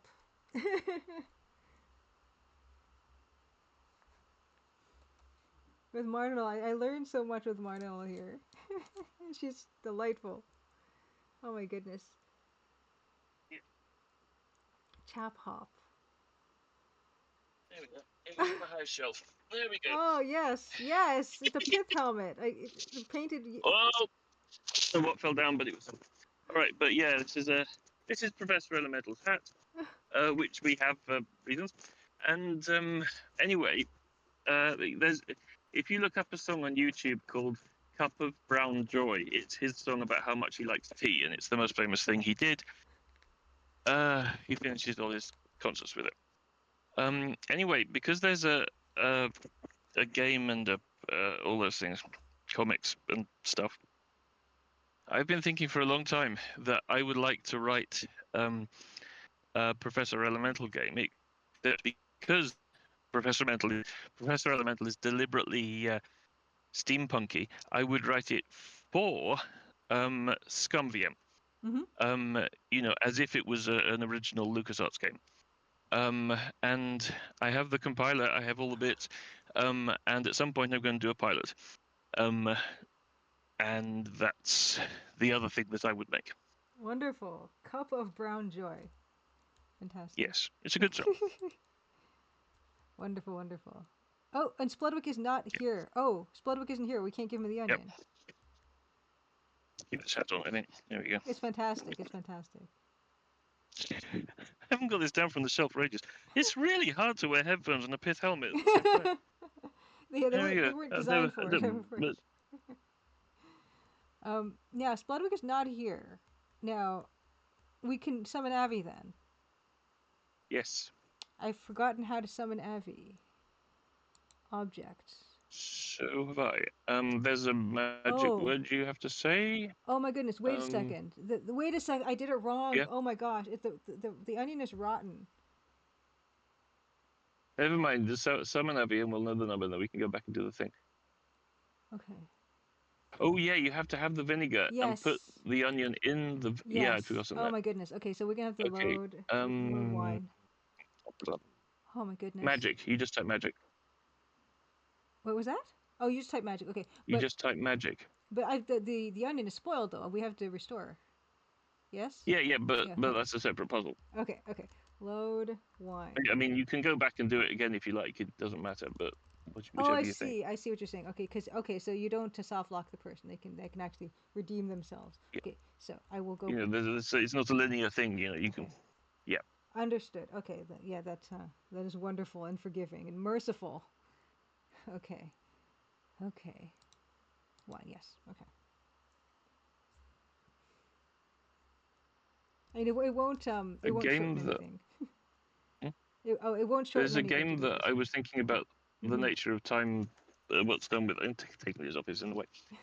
There's a game about the nature of time. There's a game where they do interesting things with time, which is called Spider and Web. It's another Z Machine game, and at the start you are you're in an alleyway and there's nothing in. There's a door. You can't open the door. You leave. Suddenly you're in an interrogation chamber, and what you work out is that all the scenes where you're not in the interrogation chamber are what you're telling the interrogator. So the first time you didn't open the door, you just left and said, "No, we know you came into the building. Try again, and the truth this time." And there's one bit where I made a mistake and blew myself up, and then it's like you're back in the interrogation chamber, and then you died. Right. But yeah, the way time works in this is for that is fascinating. Do you have the vinegar? Okay. Yeah. Okay, good. Oh, I have the onion. Oh, where's the? Oh, wait. No, what happened to the? Okay. Do you not have the wine? You do not have the wine. I don't have what? Okay, so take wine. Okay, wait. Okay. Oh my gosh. Take wine. Okay, I've got it. Yeah. So, but it doesn't. Okay. Is it wine or vinegar? Okay. It's. Okay. Okay, it just says that. It doesn't say that it's vinegar or not. So it's not vinegar, I'm assuming Okay. then. Okay, so if you put it back in the box and leave and then come back, you have to leave town and then come back, Okay. and then it Okay. will be vinegar. Okay. Okay. Okay. Okay. Okay. Okay. No, that Yep. I. Oh, that's another convention that I It like. is. Yeah. Oh, in terms of like when you mentioned the It's interrogation and stuff like that. right. Yeah. It's an amazing mechanic, and Mm. it's not something I've seen anywhere else. It is. Oh, hang on. Prince of Persia. Sands of Time. I haven't seen that. I want to play that now. Prince of Persia: The Sands of Time is Whiskey Tango Foxtrot saying Yeah. in the chat. Yeah. So yeah, Um. with the Yeah. retelling of things. Yeah. Oh, I know. I do realize it's getting late as well for you. Yeah, I was going to say Um. it's 2:30. Yes. I should probably be heading to bed. Yeah. So yeah. Not that I'm doing anything in the morning, so yeah, Well, what I'm going to do then is, yeah, I yeah, will get us to a point where we have vinegar, and I'll put the onion in the vinegar, and then I will yep, get us to the point where we're outside of Splodwicks before summoning Avi for the next okay, time we meet. But yeah, please, yeah, yeah, yeah. okay, It is late. I appreciate. Thank you so much, yep. Marnanel, for joining me again. It's always lovely to see you and to hear from you. Um, Always good to be here. Always very encouraging. Thank you. Oh, good. I'm glad. Yeah. So hopefully, I mean, Oh, maybe very next much so. week. Maybe next week, we can have you back, and we can I hope so. maybe we won't be chasing Yep, our tails half so much as we were this time around, just for yeah, everyone's poor I do memory's hope so. sake. Yes. Yes. So, Thank you. Yes. Oh wait, with the British take salute care. is like this, right? Yep. It's kind of fingers up. Oh yeah, yeah. Cause uh, yeah, because the in the army the salute is this, Hmm. but in the navy the salute is this because you expect your hands to be dirty in the navy. Oh, interesting. Yeah, Oh. so the salute is palm down, and somehow the Americans picked it up for everything. I don't really get it. Do you salute magpies where you are? Yeah. Well, You well, don't have not here. We magpies where have you are, we do have you? we have magpies in parts of Canada, but not in Ontario. But we do have Oh, them right. in other provinces. Yeah. Yeah. And you salute them? No, I've never heard of it. No. Okay, in this country, you see a magpie, you salute it Do you for know? Okay, reasons. well, I was about to ask, but you shrugged, and that answered my question. Yeah. Well, it's something to do. You know the rule about, you know the rhyme about one for sorrow, two for joy. Do you know that? I've heard When you this. see magpies. Okay, no, no. There's a rhyme that if you see number of magpies together, I was going to go to bed. If you see number of magpies together, one for sorrow, two for joy, three for a girl, four for a Hmm. boy, five for silver, six for gold, seven for a story never to be told. Yes, I've heard But that. when you Terry see a Pratchett book magpie, mentioned it. yeah, Yes, yeah, in Terry Pratchett. yeah, when you see a magpie, usually there's just the one magpie. Hmm. Maybe there are two or three, but usually there's just the one. If you see the one, that's obviously one for sorrow, and you don't want the sorrow. I think that's why you salute it. It's sort of like, yeah, Oh, I and you're see. like, good morning, Mr. Magpie. How are your wife and children? Yeah. But yeah, but you see magpies, just salute Okay, the magpie. from now, I don't know. We Yeah. don't, like I said, not in this province, but if I'm in a province that has them, and I do come upon them again, I will. All right. Marno, have a Take care. wonderful evening. Well, Good night. take care. Yeah, you too. Wonderful. Okay, we're gonna we're gonna get Avi and our playthrough this time in good shape. So I'm gonna move. I have to age the vinegar. So we're gonna age the vinegar. Yeah, thank you so much. Yeah. And again, as always with Marno, I'm not so good on chat because I want to make sure that I'm here.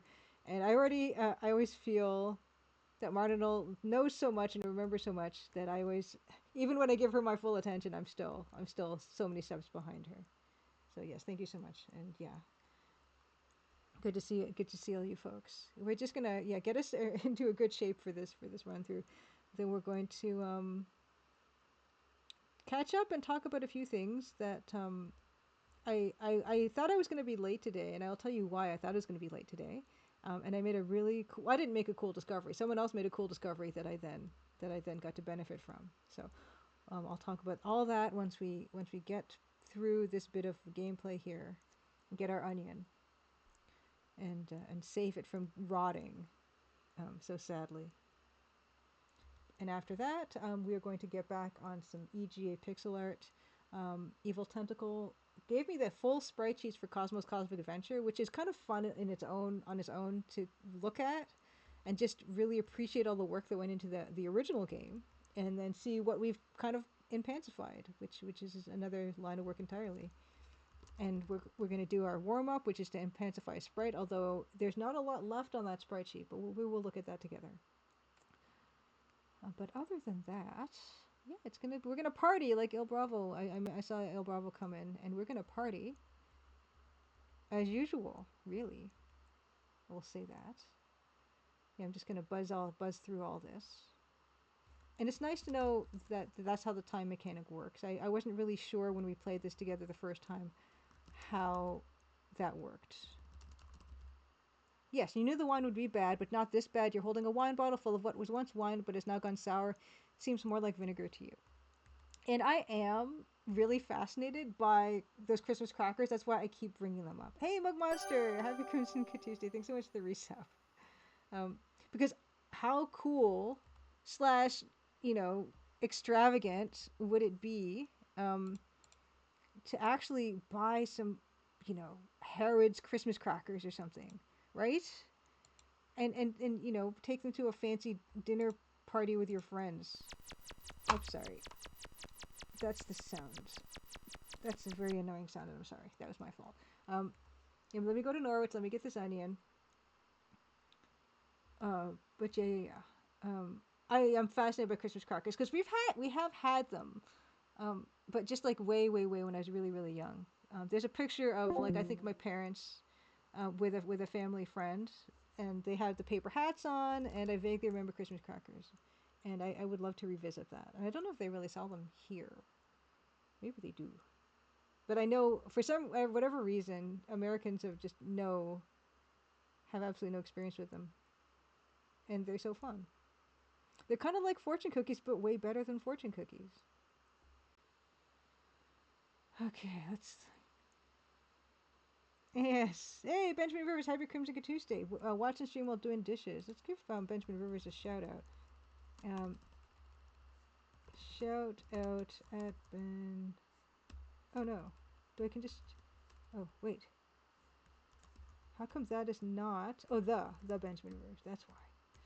Yeah, Benjamin Rivers, fellow Toronto game dev, fellow dishwash and Toronto game dev. Doing good to see you. Yeah, Christmas crackers. What's the thing is they're awesome. There's always, you know, there's usually like a paper crown of tissue paper or something, like a joke, I think, and then uh, yeah, like a little trinket of some kind. And Norwich for onion, and I'll save it again before we purchase onion. Oh, I'll buy onion and then I'll save it. Okay, great. Save. Yeah. Save as onion. Okay. I love London. I love it so much. I was sad when we didn't have an Adventure X last year, so it didn't have a good reason to go to London. But I would love to go back, and maybe I could pop in and see Marnanel. Who knows? So let's put onion in wine.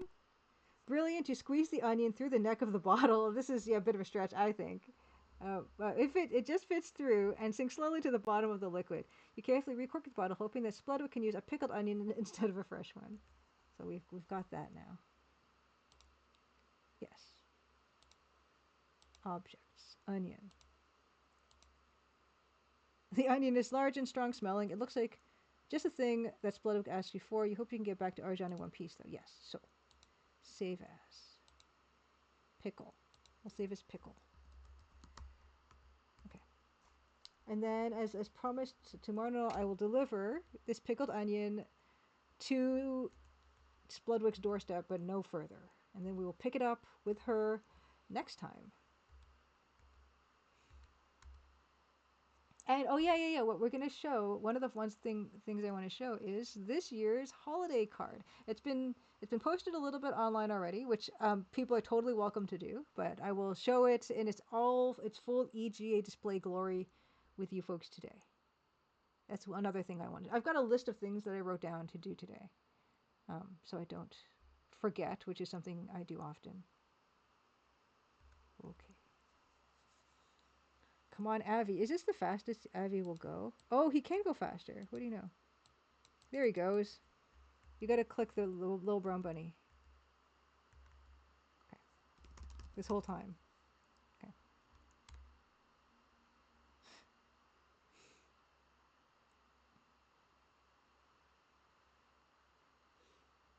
And I will then turn back on my tunes, and we'll get into it. Oh, I wasn't gonna. Okay, okay. Save. And I was. Oh, I saved under pickle. That's okay. I will save under pickle. This is the latest. Great. Okay. So we're gonna leave it at that with Lord Avalot Darjan.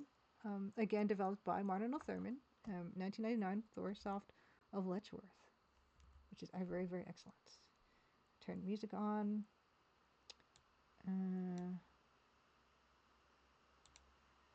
Turn music. Oh, playlist is empty. What happened? Oh my god, so loud. Sorry. You probably can't even hear this.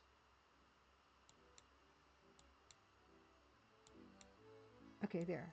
Is that too loud? Let me know. Oh, good. You got your stable on Hudson. We're gonna show it. We're gonna show it.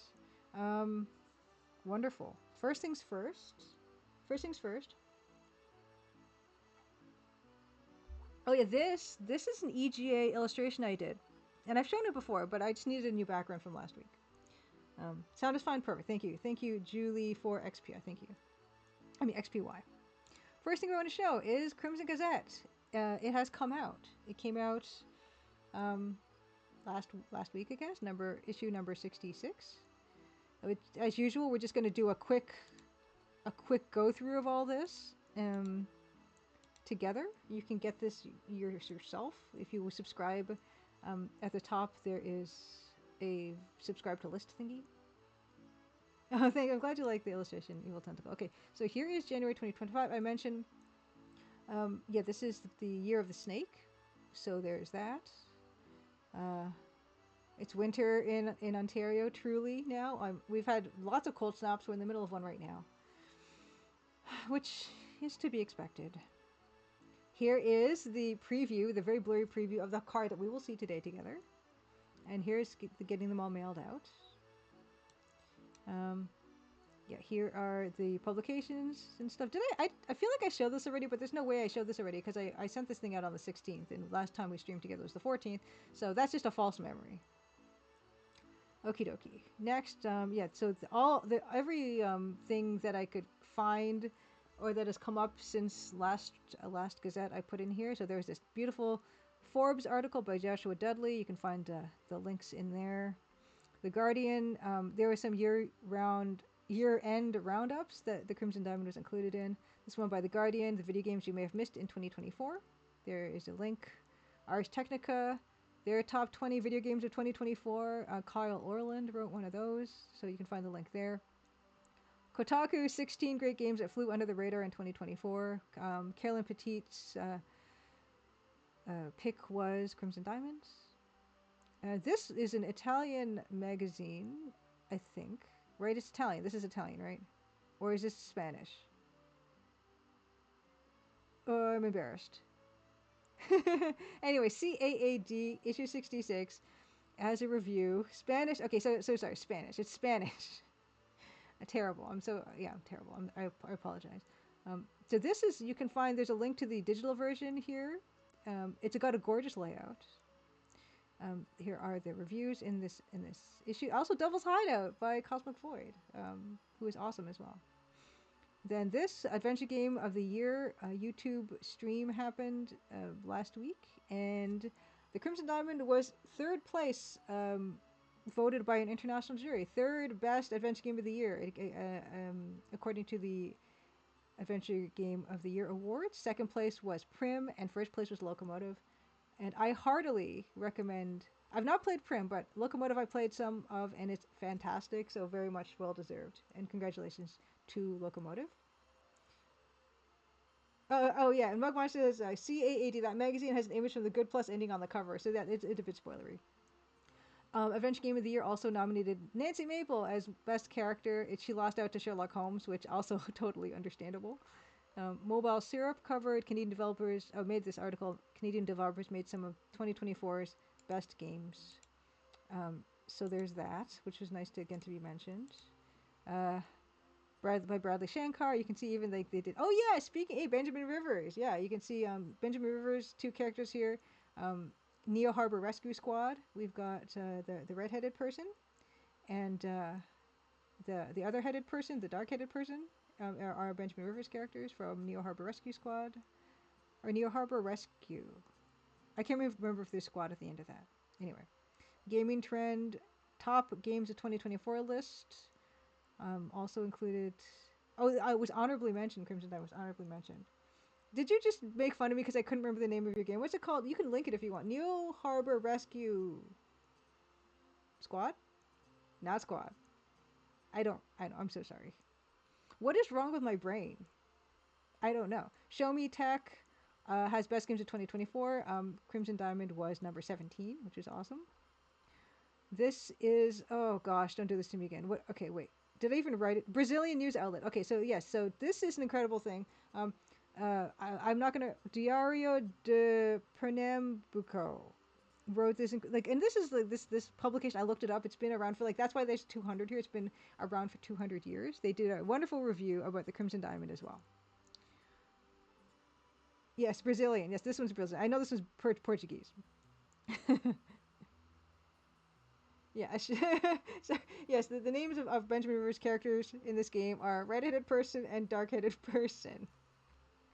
Okay. Anyway, continuing on. Yeah, this was fun. Adventure Game Geek put out his video, Adventure Geeks Games of the Year 2024. That was really cool. I did a silly little clip that's on in there.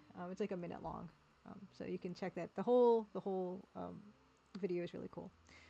This is a thing I do every year. This VSEC 83, a dozen adventure game developers plans for 2025 video. I've done this like 4 or 5 years in a row. So I contributed a clip to that as well.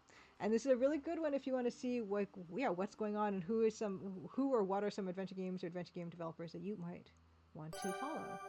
Either way, happy Crimson Good Tuesday. And Texie88, thank you so much for the raid. Happy Crimson Good Tuesday to you. What were you up to today? I'll give you a shout out. Give you a shout out. Shout out. Yeah, what were we up to? I don't have any bots that tell me like what you were up to. Unfortunately, I'm very like low tech here. Unfortunately, and I always tell myself I'm going to get better about it, and I never do. Oh, this actually can be centered more. And then this was another really cool video. This is like the little video section. This is a video by Noodle, who's an amazing YouTuber. There's a link here. It's called How Does an Indie Game Get Made? And it's the story behind Bass Reeves Can't Die, which is a game by Strange Scaffold that didn't get made. Although we got a fair amount of work done on it. This is the last Strange Scaffold game that I contributed to. The other ones I did was Space Warlord Organ Trading Simulator, Witch Strandings, and Recommendation Dog. I did like a hub section, a hub travel kind of screen for Bass Reeves Can't Die, but it didn't end up being released. And check out that video if you want to know more about that. It's a really cool story. Oh, Texie88 was doing a Jankuary stream. Nice. Playing some games that are either utter trash or rather disappointing. What was it tonight or today for you? Was it trash or rather disappointing? There's I think no matter what, making games is hard. So even a bad game, I feel like is something kind of to be celebrated. Mixture. Gotcha. Understood. Another thing that people didn't know about these videos by Noodle is that he actually makes the puppets. And here's a Zelivir Nelson Jr. puppet, and then here's the me puppet. So if people think this is CGI, it's not. He sent us all like our little puppets on popsicle sticks, which is kind of great.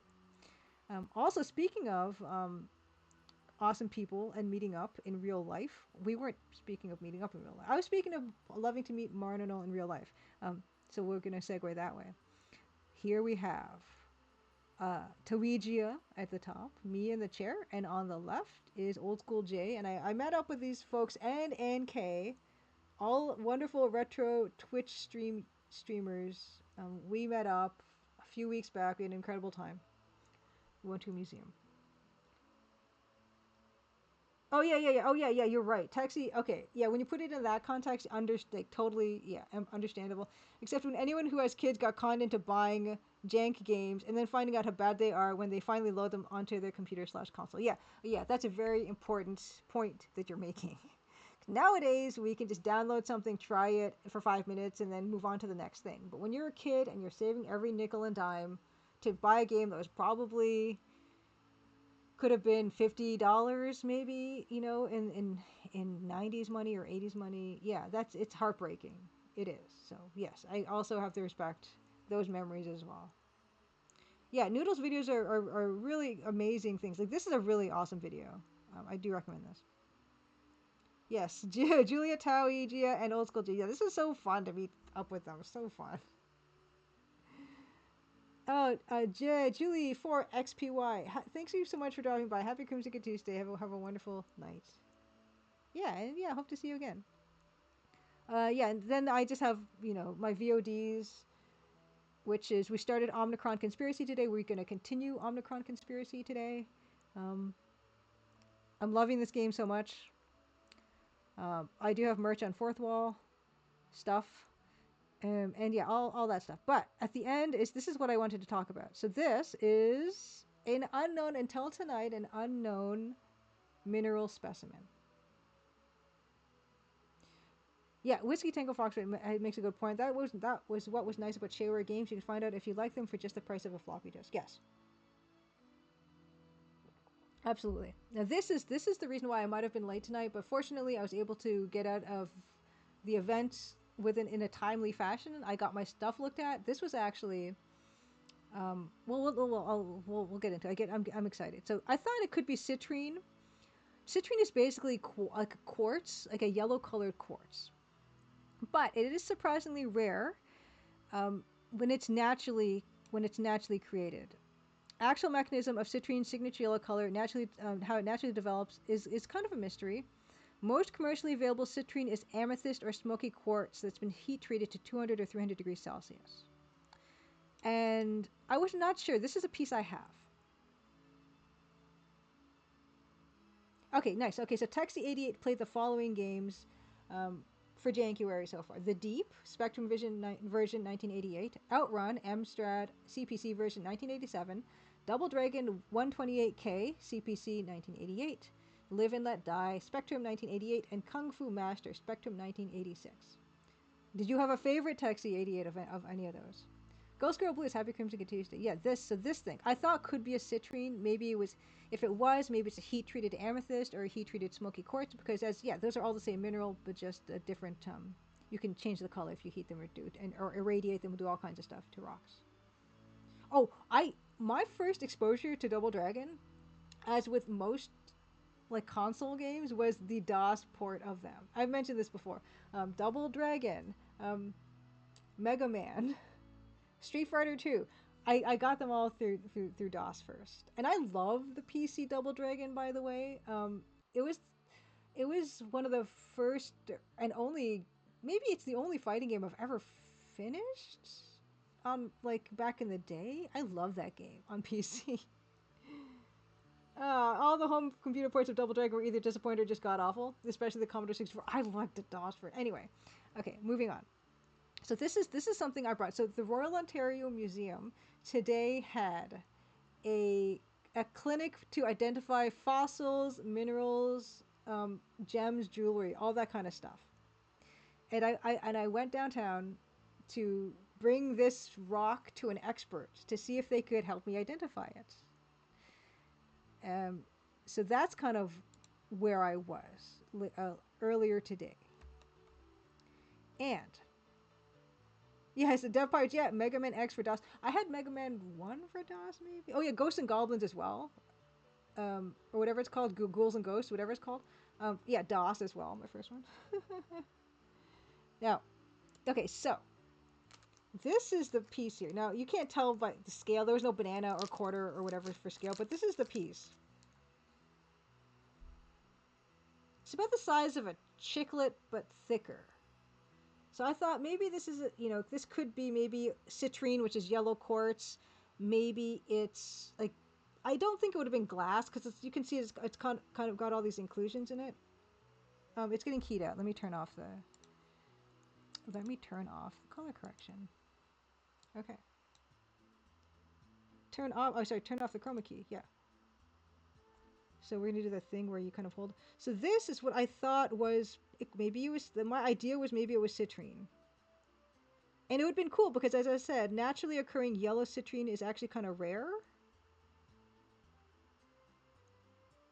And I was speculating it was a heat-treated amethyst or something. Hey, One-Eyed Freakbot, happy Crimson Tuesday. Good to see you. What have you been up to? Let's give you also a shout-out. What have you been streaming? Hey, Jackie Daggers, happy Crimson Tuesday.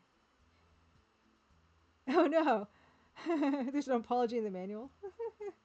Oh no. Okay, anyway. Okay, so we've been playing Halo all month. Halo, yeah. That's beyond my capabilities, Halo. We're going to be playing some more EGA games today. But yeah, so this, I was very, very pleased to find out, this is actually a topaz.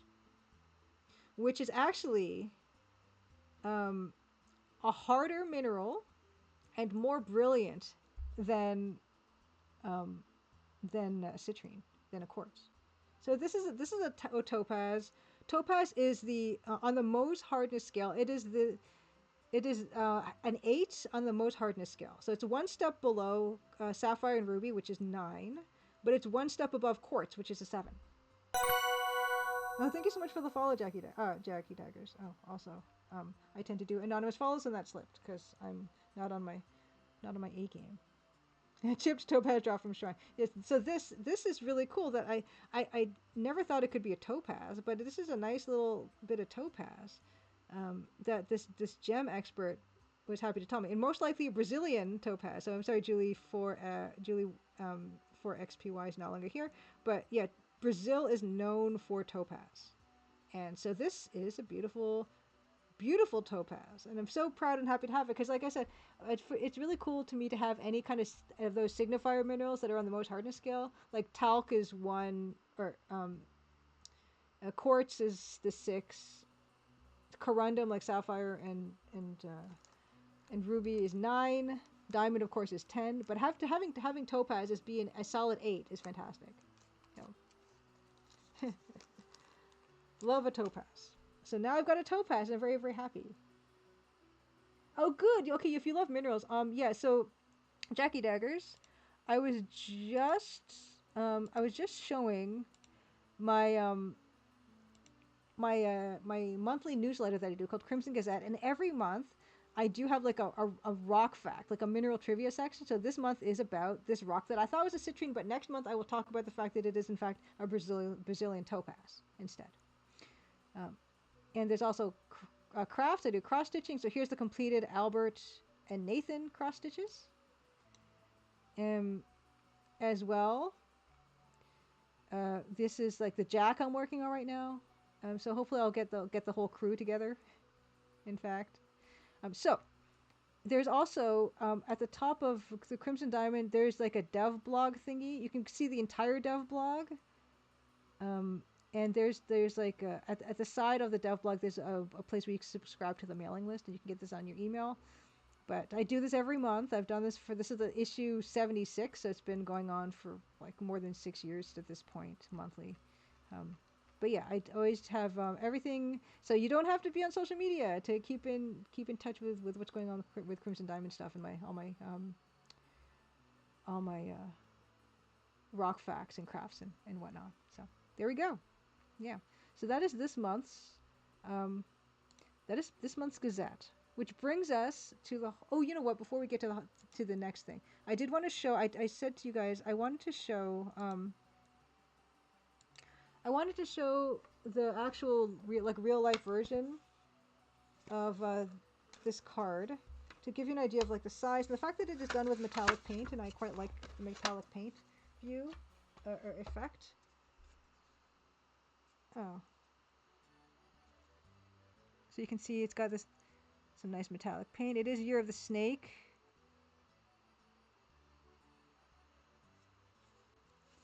Last year was I don't know why this is not coming out well. Anyway, last year was Year of the Dragon, and this has also got metallic parts. And this is Dido Cat. Dido Cat is no longer with us, but Dido Cat lives forever in these cards. So I've been doing kind of a series of hopefully all 12 we'll get around to. And also I do sometimes I'll do also these Mother's Day cards, which is birds and stuff. And there's Dido again down there. I wanted to show that. I always like to show lots of stuff to you guys on stream. Okay. And now, Dido Cat is eternal. Now I'm going to show this year's holiday card. And as much as I say that my Patreon patrons get a holiday card every year, the $5 plus tier patrons get the holiday card every year. They're the first people to see the holiday card design. And that's the only thing that they get. And I feel bad that that's the only thing I give them, but I'm always like wanting to make more stuff that I don't do a super heck of a lot with my patrons, and that's why they always get first look at the holiday card. But the best way to view an EGA holiday card is on a screen. So we're gonna take a look at that together now.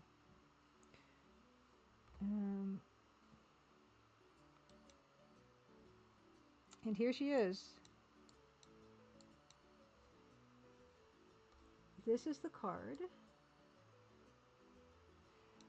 And the thing about this is, you know what? It's probably better to just have it on the show and tell holiday card. So it's got a front and it's got a back. Hey, Grindeslav, happy Crimson Tuesday, and happy belated birthday as well. Let's give a shout out to Grindeslav. Grindeslav is releasing Rosewater sometime, which is very exciting. Grindeslav also, of course, streams Wild West Wednesdays. Are you streaming tomorrow for Wild West Wednesday, Grindeslav? And if so, what are you? Oh my gosh, where's that coming? Oh, that's coming from Avi. I'm gonna close Avi so Avi doesn't continue to make sound. Okay. Yes. Okay. What are you streaming? So Grindeslav streams Wild West Wednesdays 1 p.m. Eastern, and I'm not able to go to them because I have soccer, but I am always there in spirit. This is the card. When I was designing it, I realized it actually looks a bit like the Colonel's Bequest box. That's why I added the ominous lightning. And actually, the look on her face is a little bit freaky. But yeah, it's a little bit unsettling. This year's card had a special treat on the back. And the special treat on the back was the Halon Grota, a thumbprint cookies recipe. And the reason that this exists is because... Oh, okay. Grindeslav is streaming close-up stuff if it's not too spoilery. Otherwise, I'll do more Steam Achievement icons. Nice. Taxi88, thank you so much for being here. Wow, it's super late, 3 a.m. where you are in the UK. Have a wonderful night. Thank you so much again for the raid. Happy Crimson Tuesday. Yeah, absolutely. And enjoy January. Yeah, I don't know if I have the patience or fortitude for January, but I appreciate those of you who are getting into the reads with that one. But yeah, I mentioned this before, but the Crimson Diamond has these cookies in one of the later chapters. And the reason they're there at all is because my mom has made them for as long as I remember, every year for the holidays. And speaking to Marnanel about holiday kind of traditions or stuff that you like to do every year, and this is something that my mom does every year. And so I wanted to have them in the game, and it was perfect because they are called thumbprint cookies, and that's an important thing to think about for the game. You don't do January every time? Okay, so it's like an every other year type of thing. I can only imagine. Yeah, Gomez-sama. So this piece is the point of view of a kid sneaking downstairs hoping to see Santa, but it's Nancy instead, looking kind of freaky, if I do say so myself. I do have also this recipe, by the way. It's not an original recipe by my mom. This was actually... There is something in Ontario called the CNE, well, Canadian National Exhibition, and they do that every summer. And they used to have like a lot of well, they still do, I guess, have like stuff in the trade building and stuff like that, and they have demonstrations, and they have these cooking demonstrations, and they had this. I guess they had some kind of baking demonstration, and they were giving out like CNE like little recipe booklets, and my mom had one of those from like way back in the day, and so she still has her little clipping of this recipe from this booklet that that got for free from one of these baking demonstrations at the CNE. That's the origin of this recipe, so you can't really get more Canadian than that. But yeah, I've got an animated version. This isn't like super exciting. Like you can see also like there's a brief flash of I was thinking about putting like raspberries and stuff at some point, and then maybe making doing garnets or something. But I felt that it was a bit much this time around. I think it would have been yeah, it's just a bit yeah. But I like the presents instead, and all the dithering. There's like a mad amount of dithering and lighting. Yeah. So yeah, I'm pleased with it. And again, thank you anyone who is like a Patreon patron who's supporting me through that. Like I couldn't have done what I did with the Crimson Diamond. Like I couldn't have made it on my own schedule. I made exactly what I wanted to do and not have any like stress about kind of answering to publisher demands or anything like that. I was able to make exactly what I wanted to make because of people's support, and I'm super grateful. And I wish I could do more. But this is the thing. This is the thing that you get. And every one of these cards, by the way. Oh, I guess I should show you guys what the cards actually look like because I do have one here. I thought. Yeah, here it is. Every single one of the cards is like hand written in, hand signed. They're all like signed with like this metallic paint on the front. Here, I'll show you what they look like in real life. This one doesn't have any writing in it. Um, but yeah, like I through this is how I really through the through the this is how I want to show my appreciation. And so I put like little fun stamps. So this is the back, Holland Grotto, Thumbprint Cookies. This is the front. Like the color's not really showing up that well here. But even on the inside, there's like a gigantic. This is the one that's in the game, and so it's color logo, all that. And yeah, I tried to write a personalized message. You can see this also got a signature on there in a metallic paint pen. So all that stuff gets done by hand. They take me a while to do during the holidays, but like I just think it's a good thing to have and a good thing to do because I am super super grateful for people's support. So that's that. Where's my list of things that I want to talk about? Card design. Oh yeah, the topaz we talked about. Okay, I think we're done. I think we're done. Let's see. Getting into this.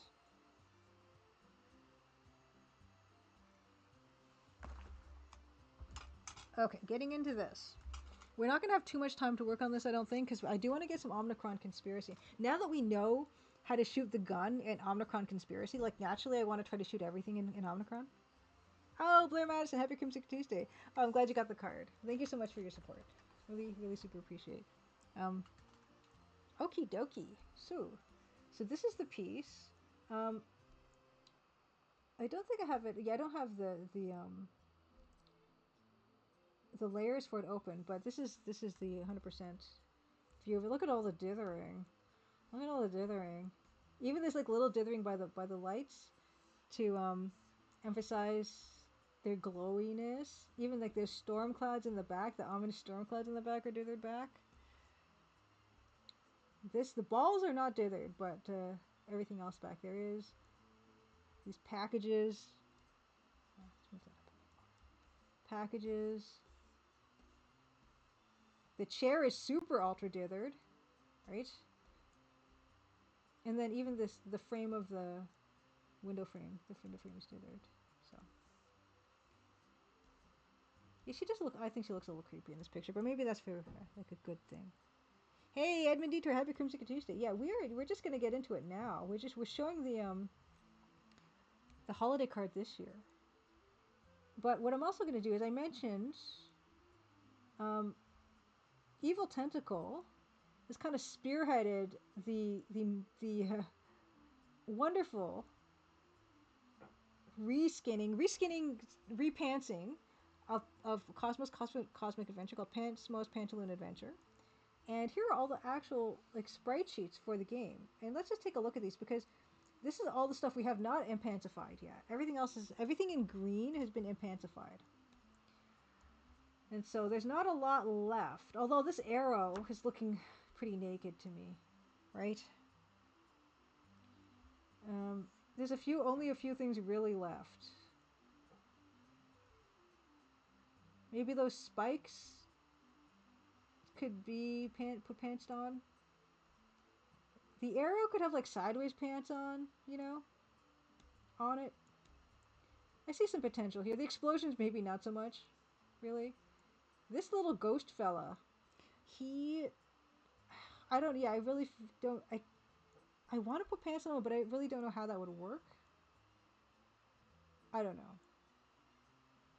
That's the way he is a bit much. But he is very naked. Now, what else do we have? This little ball guy, this blue ball guy, also not pants. Like I think we could put pants on him. I think it's very doable. This little floppy spike. They look like floppy spikes, but it's they're curved spikes. Judge Khan, happy Crimson Tuesday. Oh, okay. I can pump up the volume for sure. Let's see. Let me pump up my sound settings. Input. It's at a 7. I can put it at I'll put it at an 82. What that? I will be back. Happy Crimson Tuesday. That's an adorable emoji. Oh, you've done the 2-ton weight one? Oh, yeah. This one I thought was also ripe. Ripe for pantifying. Oh, these are Oh, I thought these were the actual like. These not the actual sprite sheets, are they? Because these are kind of cloudy. Yeah, I'm imagining. I was thinking that it's a really excellent opportunity for impantifying stuff.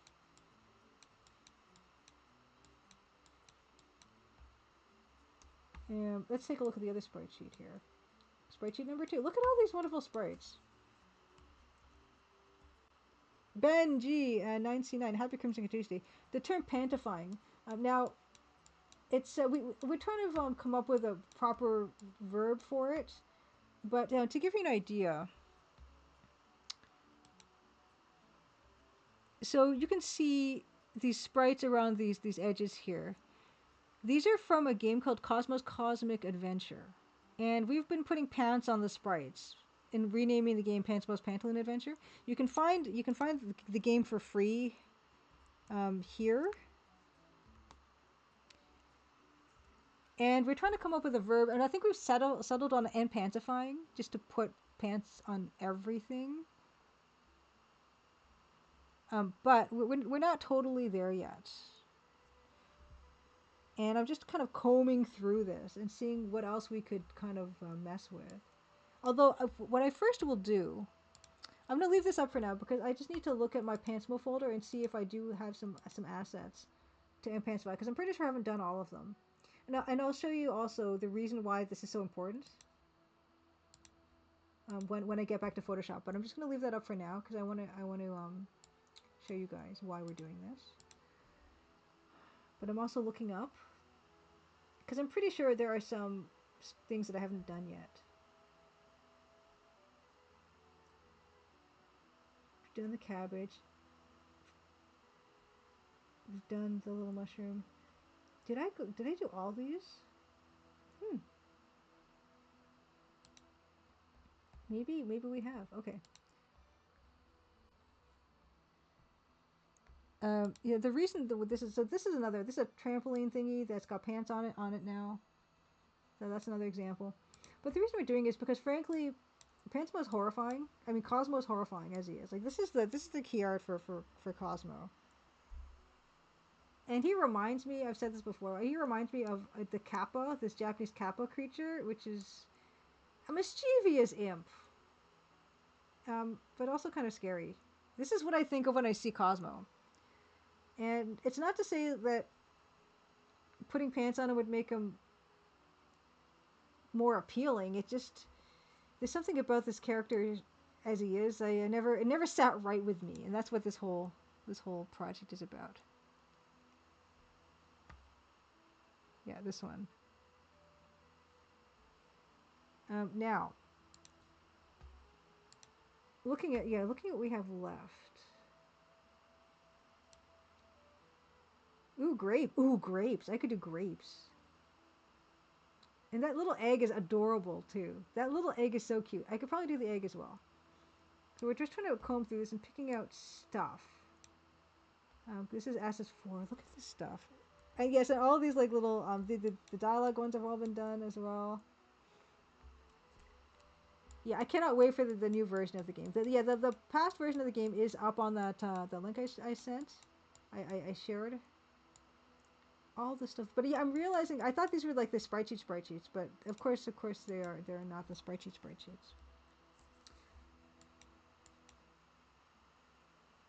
So all these have been done. Some of these have since been done by Evil Tentacle.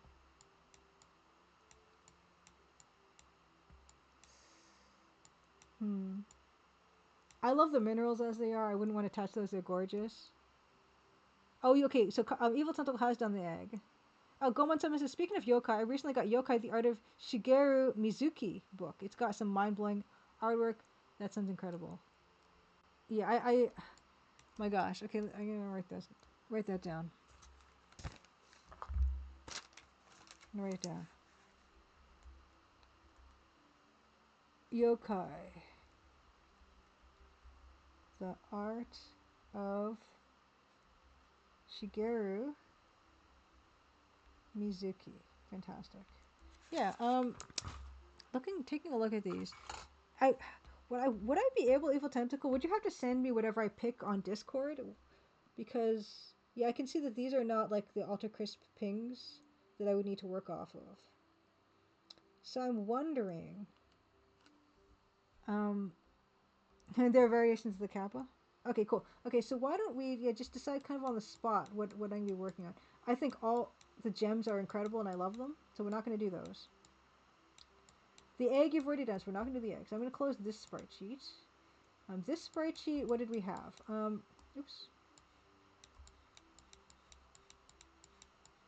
Okay, you've done egg. Great. I think I'm feeling like the grapes would be. I actually had a weird idea for this guy here, like this weird tentacle blue thing. I kind of like him too. I mean, he almost like he's wearing pants already. I would just need to add the belt, right? Because it looks like he's already got like little legs. I just add little feet to the back. So can I have this guy actually? I think he'd be a nice one. Um, so I'm gonna like leave him. I'm just gonna scrape through the rest of this. I don't think this. Yeah. So that guy, and he's actually flipped twice. So we could actually. Yeah. Let's do the grape.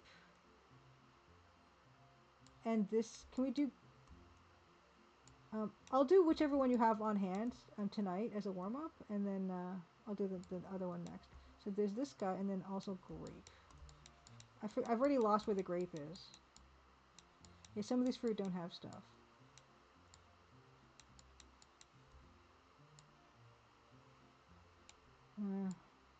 Yeah, I feel pretty good about.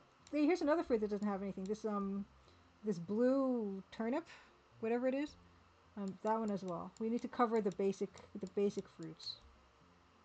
I don't think I have that one. And I love this this multicolored one that gives you energy. That's beyond reproach. That's basically the EGA palette as it is. And it's like my favorite sprite in the game. So you have a horrible idea for the blue plant guy. Let's hear it. If you want to do it, just give me the grape and this blue turnip. Thank you so much. Okay, I'm gonna grab those. Okay, great. Let me get those off of Discord. Now with my shiny new computer, I can get on Discord and not tank my stream. So this is fantastic. Awesome. I will grab those from Evil Tentacle. Then we will do probably the grapes because I feel like we're because of having Marnanel on, like we don't have as much time to do art stuff as usual. So we're just gonna get into this stuff real quick. We're gonna do just the grapes, but there's also blue turnip that needs to get done. this guy and this guy. Yeah, please do. Yeah, if you want to do the blue guy, please Evil Tentacle. If you're inspired to do something with them. Okay. Cool. I will do grapes. Okay. I'm gonna just change it to this one, this scene for a second, so I can grab the grapes. I'll grab them both. And then save as. Okay, they're already in Principal folder. Fantastic. Okay, I didn't have to do anything. Okay, now we're gonna go back to Photoshop. Great. Okay. So here we are. In fact, I'm gonna use my my holiday card as a little palette.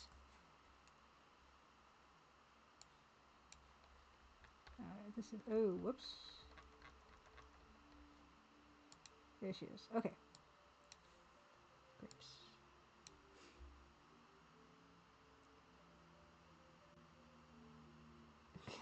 There's nothing wrong with a plant head coming out of a pair of pants. Why would that be a problem?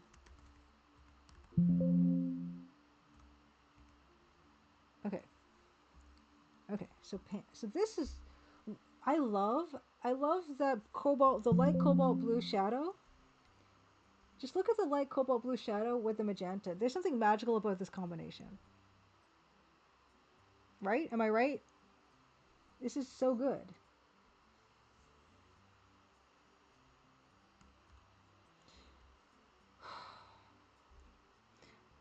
The first question we have to approach, it's very sad, like, right? It's almost like I don't want to cover it up too much because it's that good. I don't know what the decision was to make the stem and the leaves not green, but it's fine. I never use these two colors together, really, but I should. The first thing we do is we're going to grab, actually, if this was better at a more preliminary, a non-dithered version of this piece. It's easier to grab stuff when it's a non-dithered version. Yeah, so let's start with preliminary Nancy, because I won't accidentally grab the wrong color. First thing we need to do, hey, Formako, happy Crimson Tuesday. We're gonna put a belt on this fella, but yeah, I don't want to hide too much of the glorious grape part. So we might start quite low. You can see I model everything after Nancy, so it's got the same like little buckle she has. I almost feel like though. I almost feel like it would be such a shame. Yeah.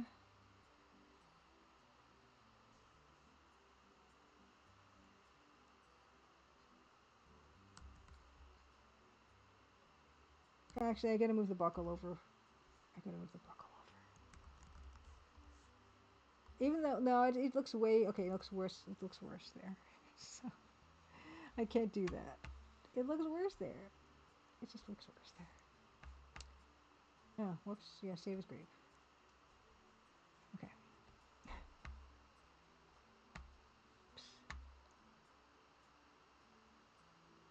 Yeah, the new camera is incredible. I don't know what the deal is with this thing. It is really good. I'm kind of worried actually. I'm like I didn't put, you know how a lot of these like cameras and these apps and stuff have like face smoothing and stuff options and stuff, and I never want those on. Like I always turn those off for Discord and stuff, and I don't know, is it doing something to my face? Because I don't like any of that stuff. I just want like whatever I look like to be on the thing, and I'm kind of worried that this camera is doing trickery or something. Because why does the camera look so sharp? Whatever, it's fine.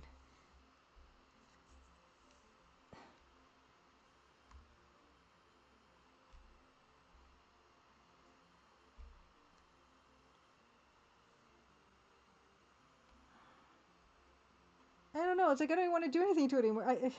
Okay, I need to do another layer with I put like little legs.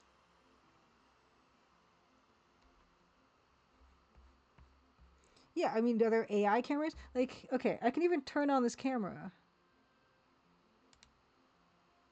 Where's this camera? Video capture device properties. Oh, you know what? Okay, wait. Okay, because I can't think. I think we're not seeing it because yeah. So this is. Maybe it looks okay. Filter, chroma key. Oh, like the color is all funky right now. Filter. Why does the chroma key look so anemic? Did I turn down the key color spill reduction? Okay, there. Okay. I mean, it's still fine.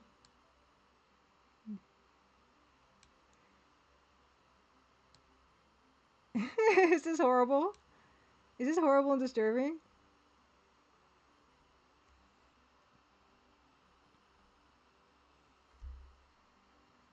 You tried to put pants on some fruits, but it looked bad. I'm gonna try to put little legs on this, but like, I don't know what's going. Like, they both look okay, I guess.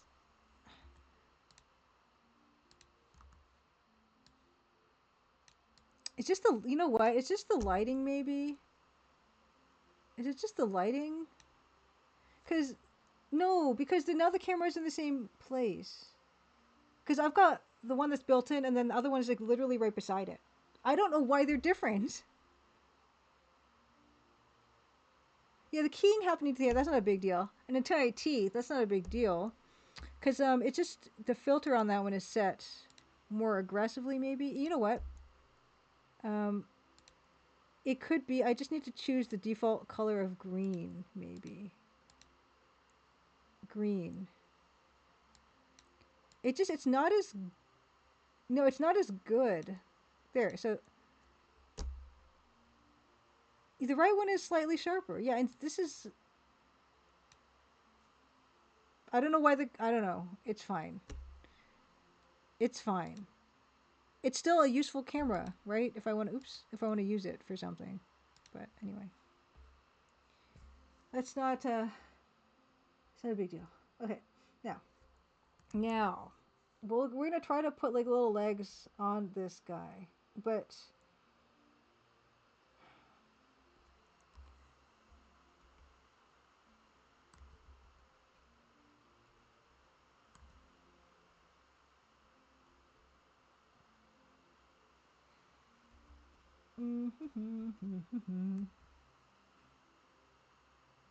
I can stream in Anaglyph 3D. Like, I don't know what Anaglyph 3D is, but I know that yeah, when you have 3D, you can you know with two cameras that are slightly offset from each other, you can probably do something silly with it.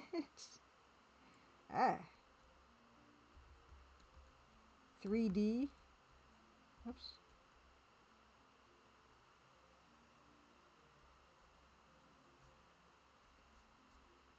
3D, you say? I don't know how I feel about 3D. Mm.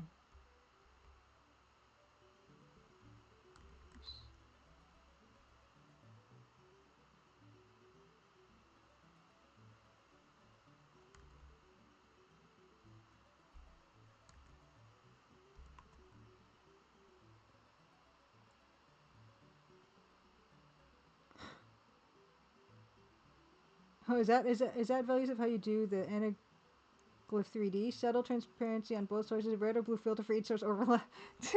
Who would be able to take advantage of this incredible technology? Is what I want to know. Erase. Oh no. Okay, wait. The erase is way too big. Right. Switch. Oops. Brush. Ah, that's not bad.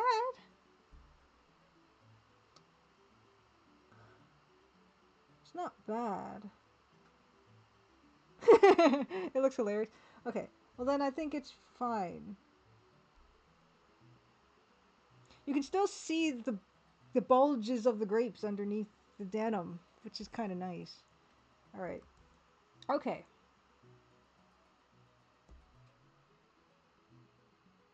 Okay, ideally, so long as the cameras are approximately pupillary distance apart, anyone with cheap set of filter glasses can see the effect.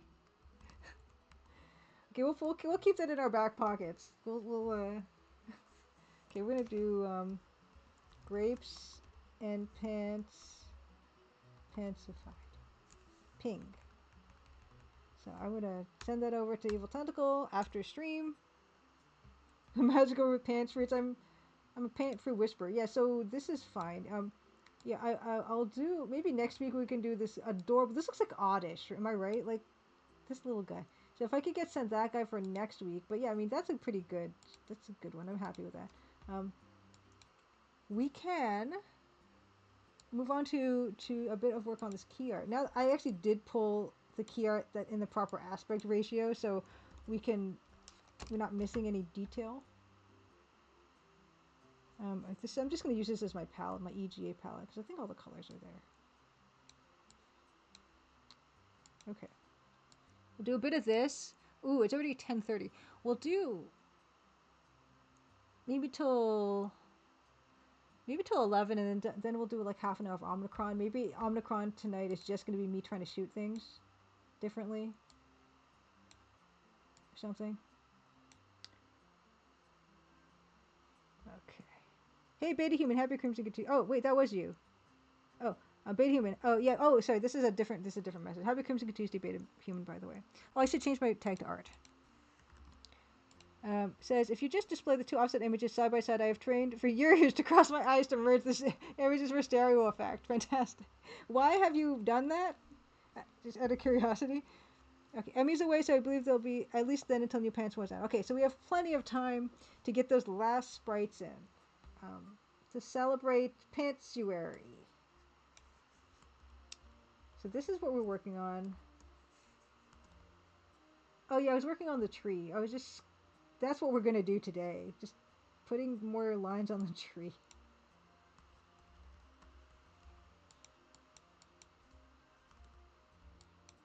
So yeah, this is the exciting thing that we're gonna be absorbing ourselves with today.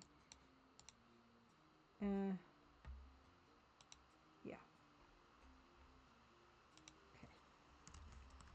Okay. Hey, Penguin, happy Crimson Tuesday.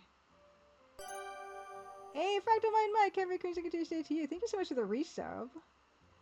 My gosh. Okay, Fractal Mind Mike, I gotta tell you something. Okay, so I was lurking the other night in your stream. Was it night or afternoon? Was it yesterday?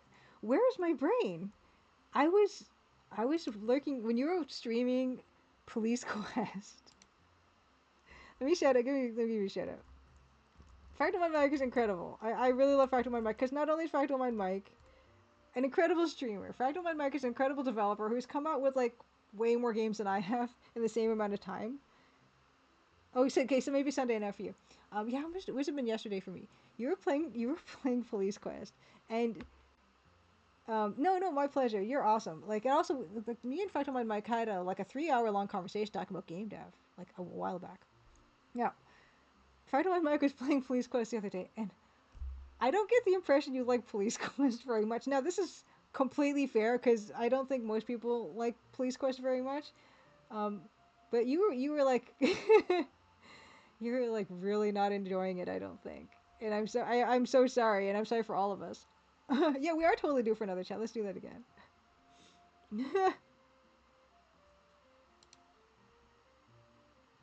But it was good. It was good to like just take a peek and see what you're up to. Because I don't seem to catch you very much nowadays.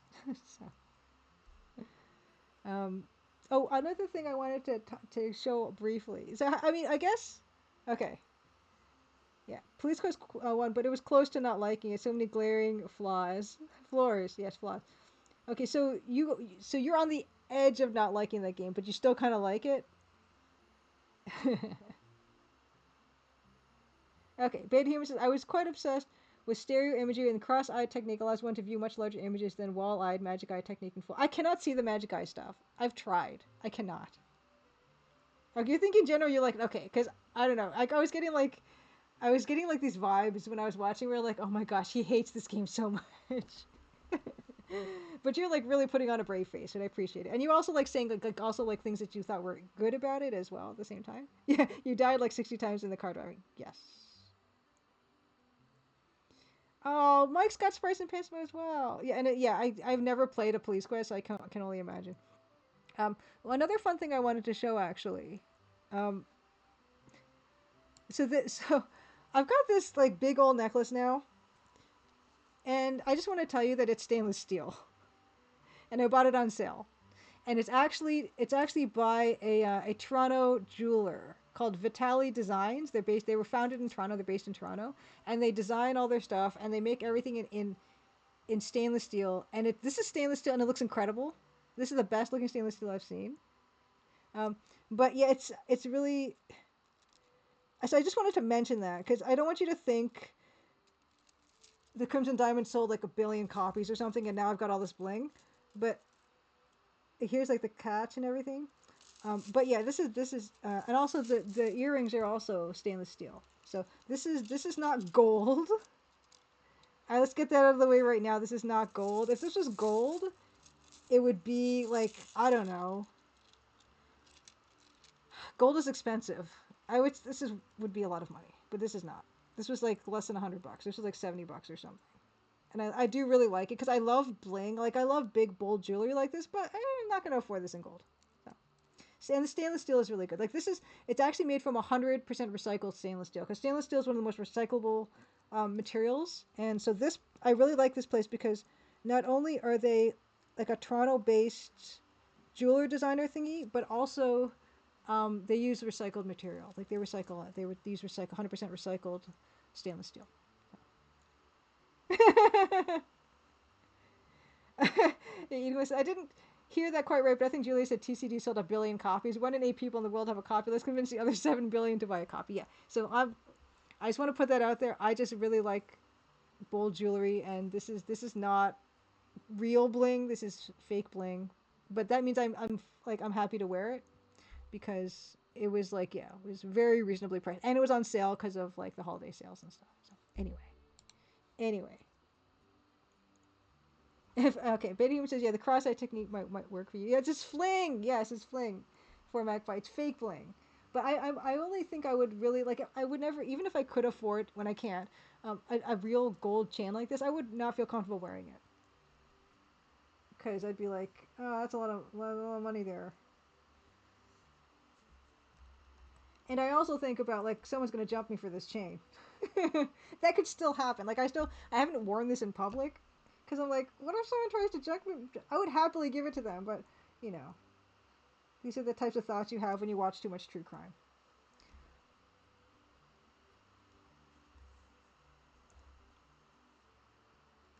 Lady Norman, by the way, happy Crimson Tuesday. Your astigmatism does nothing. I don't know. Like, am I missing out? Because those magic eye things were big for a while and they kind of died out, which leads me to believe like, am I really missing out like a lot by not being able to see them? Like, is it worth the effort to see them? Is my question.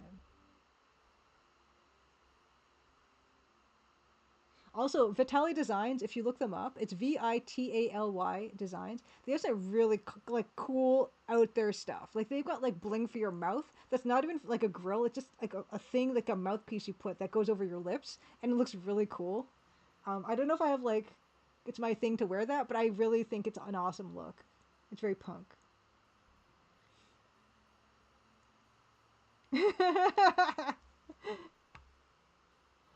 Oh my god, thank you, Velisip. Velisip did the math. Velisip says if that was gold, it would be 220% the mass and cost about $22,000 Canadian roughly. Thank you for doing the math, Velisip. I appreciate that. Glass is also really beautiful, Lady Norman. I love glass.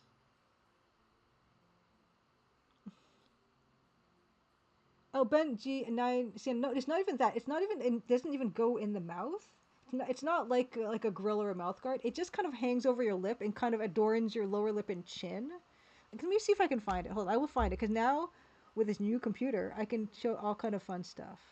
Um, let me show you what I'm talking about on this. Hold on, let me find it. I really like. It's not something would wear. I don't think, but I respect the fact that they do like this stuff. Um, oh yeah, you know what? Let's just show. Let's just hold on. Let me share the screen. Just apropos of nothing. Okay, let's get this. Would it be under bestsellers? I don't know. Anyway, well, we're gonna find out together if this is gonna work. Browser source. Oh, whoops. Vitali. Oh. Okay. Okay.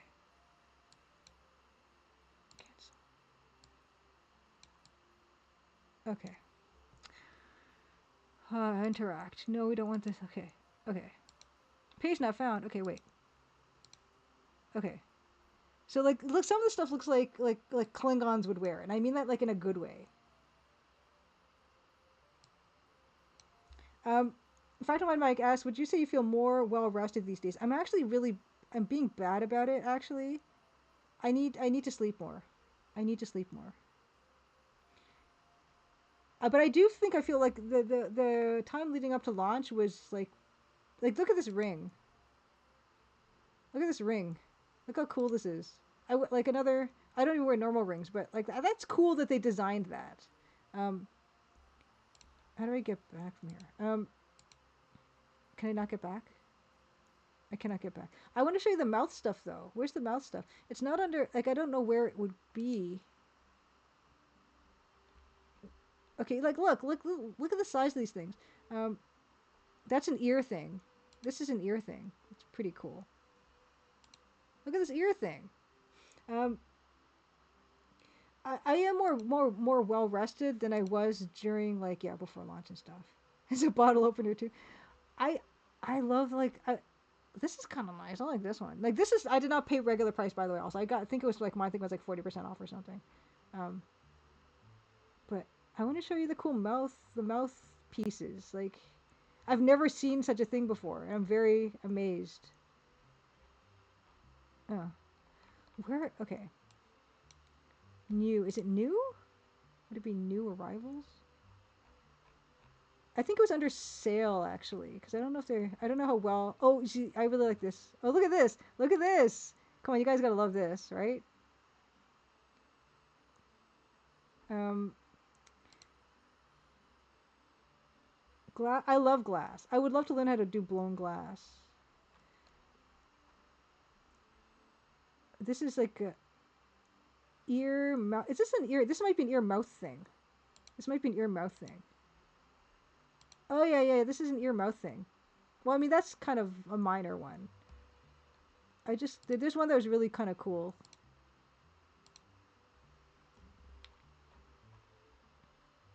I would love to learn how to blow glass. Do they not? Yeah, they did Dead Mouse like collab. Come on. Yeah, these are the earrings that I got. You see, I got the gold color though. So yeah, they're like reasonably priced. Um,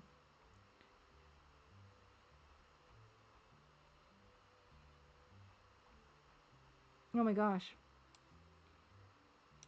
earrings. I don't. Where's the?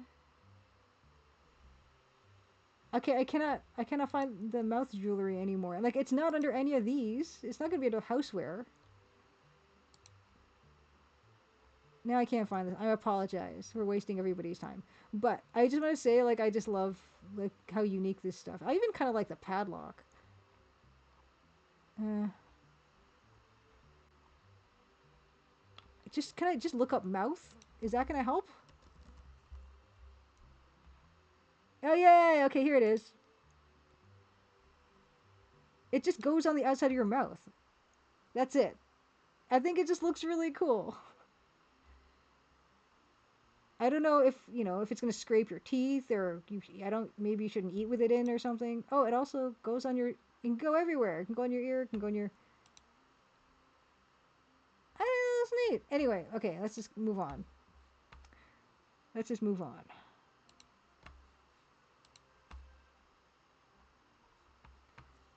Back to tree line stuff.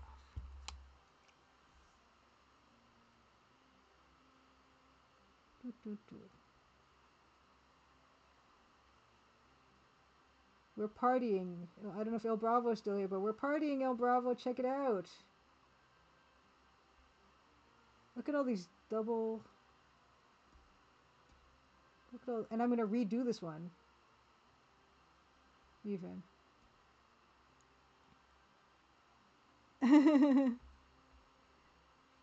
Lady Norman said, I just. What did you have to wear to? Oh, favorite, yeah, blown glass beads. Yes, yes, yes, yes. Yeah, glass is really pleasing stuff.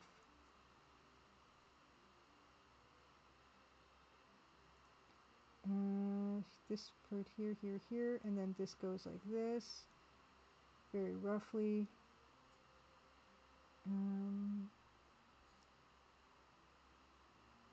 Those two dashes.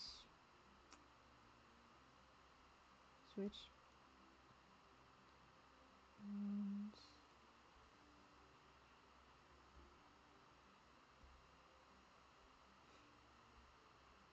And I have a question actually.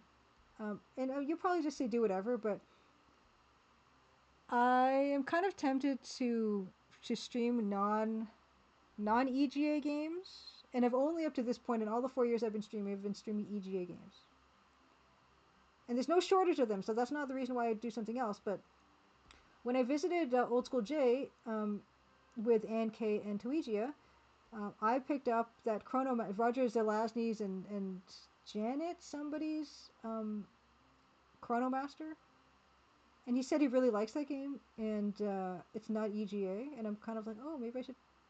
He said, oh, maybe you could play it on stream. I'm like, oh, maybe I should play it on stream, but it's not EGA. And I'm wondering if I just should keep my Let's Plays just EGA or like branch out and do other games.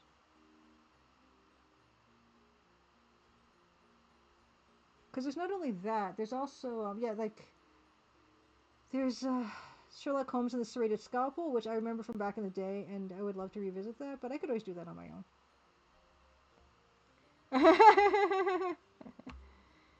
Non-EGA, excuse me. Of Whiskey Tango 5 or CGA games, like technically, yeah, I mean, I could do CGA games because it's the same basic. It's kind of EGA but fewer colors.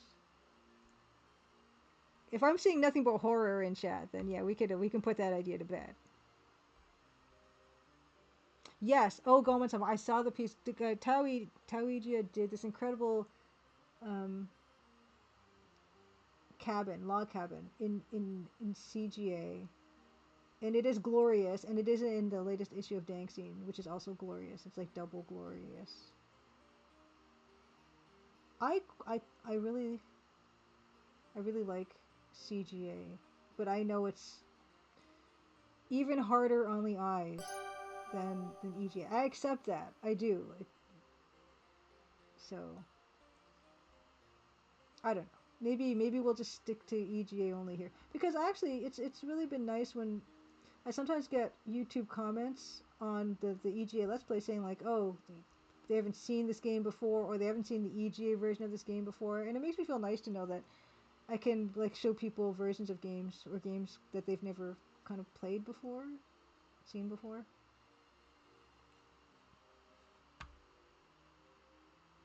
Hercules Monochrome. Feel free to. Hey, Dave, we're having Crimson Tuesday. For Fortune and Glory, yes. Fantastic. SH Don, good to see you as well. You know, Dev Pirates, I started with the green monitor, so that's why I prefer the green myself. So it's kind of funny that you started with Amber and you prefer. Oh, you prefer the green. You started with both. Give a shout out to Dave, or fellow EGA fanatic, fellow game developer, indie game developer. Also fellow Twitch streamer. Good to see you. Good to see you. Good to see you. So good to see you.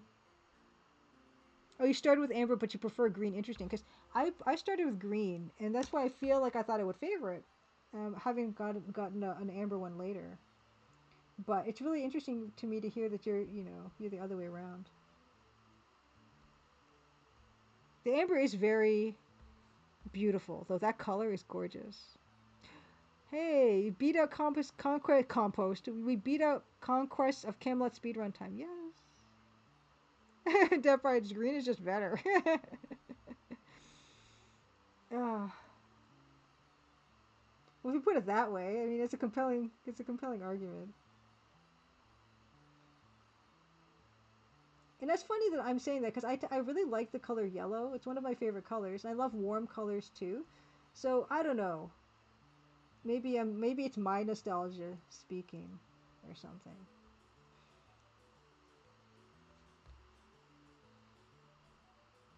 We beat our yeah. So what was your speed run time, Dave, for Conquest of Camelot?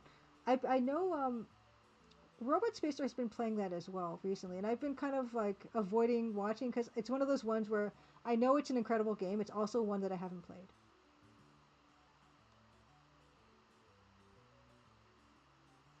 And I keep telling myself, oh, I'm gonna get to it one day, and that day has just not come. And it's not even one where I would play it on stream because so many people have played that game. Like I would want to play something else, but I do want to play it on my own time. Although I have seen One Short Eyes like really, really, really good videos about it, so I know what's going on, and I remember from back in the day, and I've watched other people let's play it.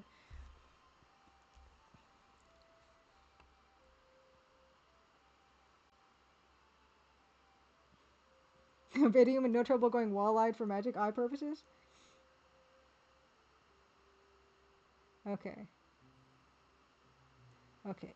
Okay, Magic Eye is a mathematically constructed pictures whose repeating dot patterns allow depth effects to emerge, but which require you to only require you to overlap a fraction of the image width. Oh, Camelot, Camelot. Okay, Conquest of Camelot. Okay. Yeah, I've played the Quest for Glory ones. Yeah, definitely played one, two, three, four. Finished those ones. But yeah, I've actually played very few, like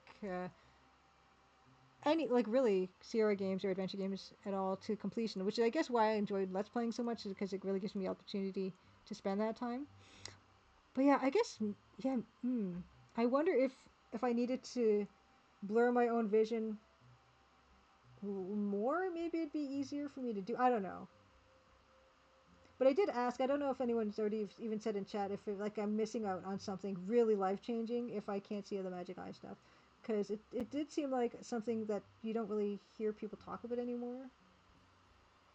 So I don't know. I'd like to think I'm not missing out on something. Maybe that's my rationalizing of the situation. Of my it's a real sour grape situation. What is going on here? Why is there such a gap?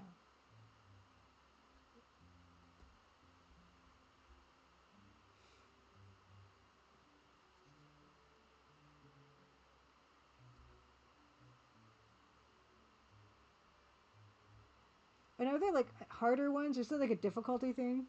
Are there ones that are harder to see or easier to see?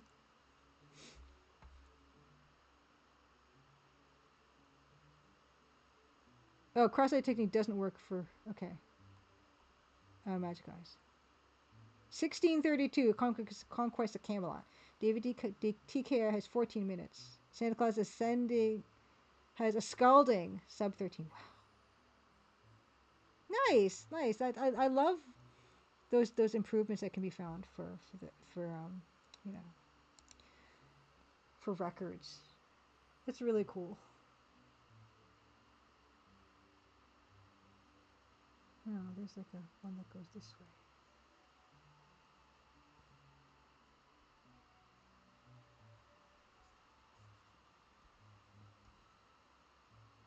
So can you like say like one or two speed improvements? I know I'm kind of monopolizing your time, but I'm really super curious what you found.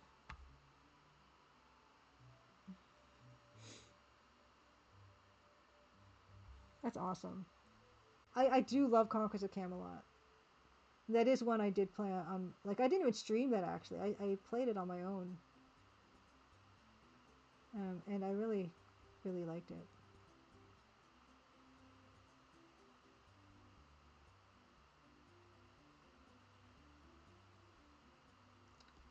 Mm. Oh my gosh, how much more of this is there to go?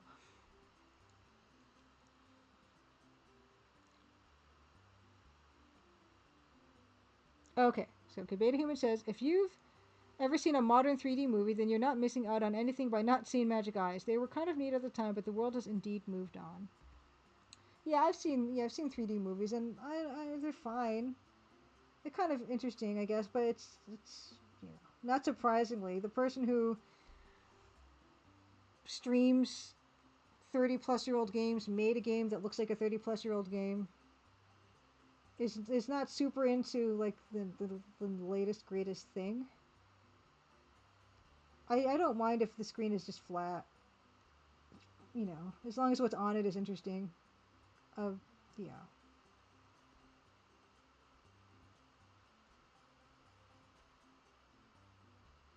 But thank you for verifying, Beta Human, that um, I'm not missing out on something like really significant in my life by not being able to see Magic Eyes.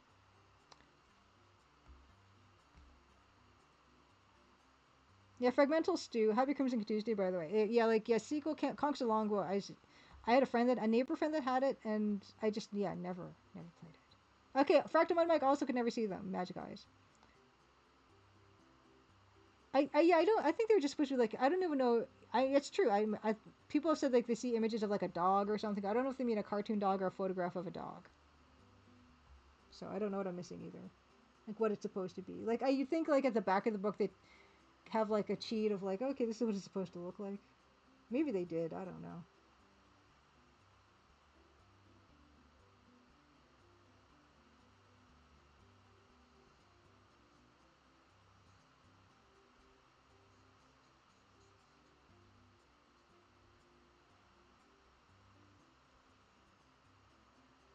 Mm-hmm.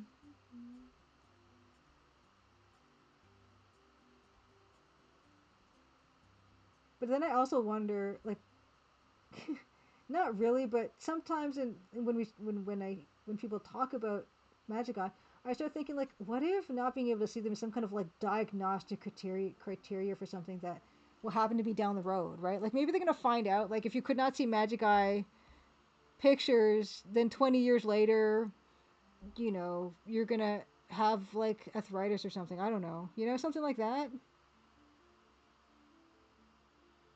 It's always a sailboat. Okay.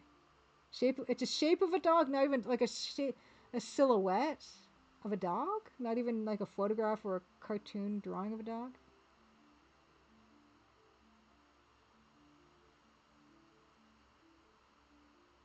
Okay, Fractal Mind Mike. Apparently, there's more than just Magic Eye books. There are books where you could see grayscale, like depth map of the scene. Just never really understood. I imagine the images are like warped, noisy messes. Like if you textured the whole scene using the pattern in the page of a book. I don't know. Okay, they sort of look like a recessed image, like a pop-up book.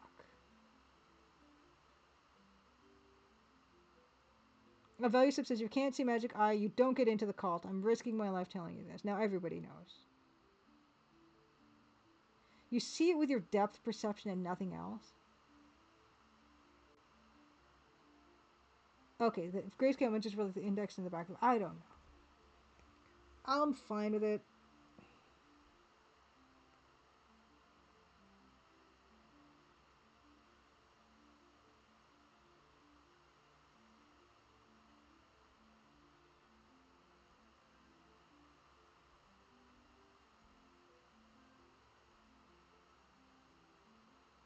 You've done cross-eyed thing to cheat looking at Victorian stereoscope images online. Victorian stereoscope images. Like the body ones.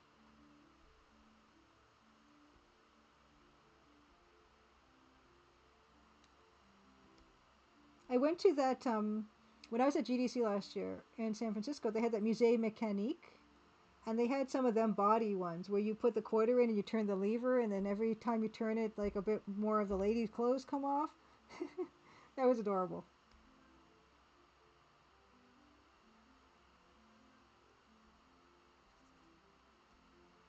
Oops.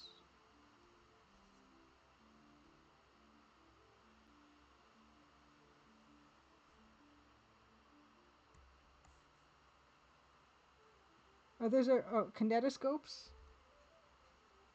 Kinetoscopes, not. Uh, I love those though. I think they're adorable. They didn't just have body ones. They also had like watch this horrible natural disaster um, unfold before your eyes on kinetoscope. But what it was so impressive because it was stuff from like 100+ years ago. Like these machines were still working.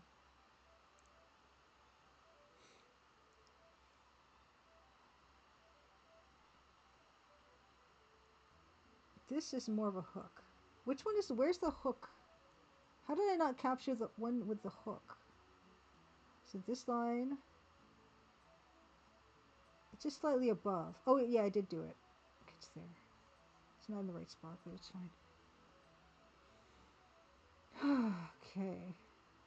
Time's it. Okay, we have. Oh yeah, so I was gonna do this until 11. I said okay, so a couple more minutes of partying, Julia style, and then we're gonna get into some Omnicron Conspiracy. Yeah, this is a good landmark here, so I'm gonna start from here, and then it looks vaguely like the other one. So I don't even, like we said, I don't even know if this is gonna be used for anything. This is yeah, I might use it for something. I don't know. Oh right, this is actually no, that line.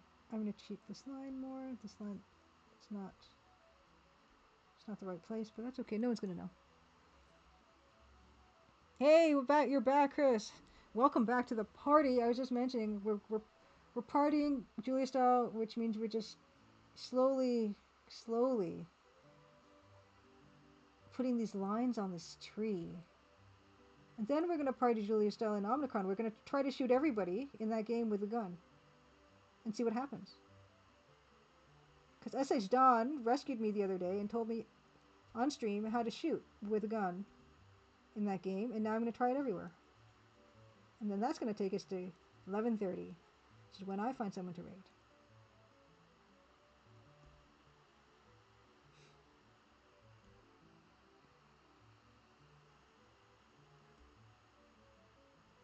And you can see on this express menu, I have save on here. I save a lot. Like you probably see me tapping that like just about every step because it's a compulsion. Like yeah, every time I draw one thing, it's right there.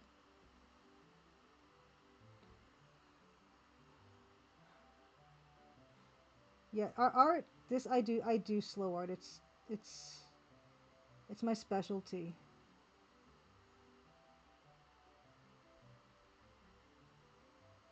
Alright, yeah,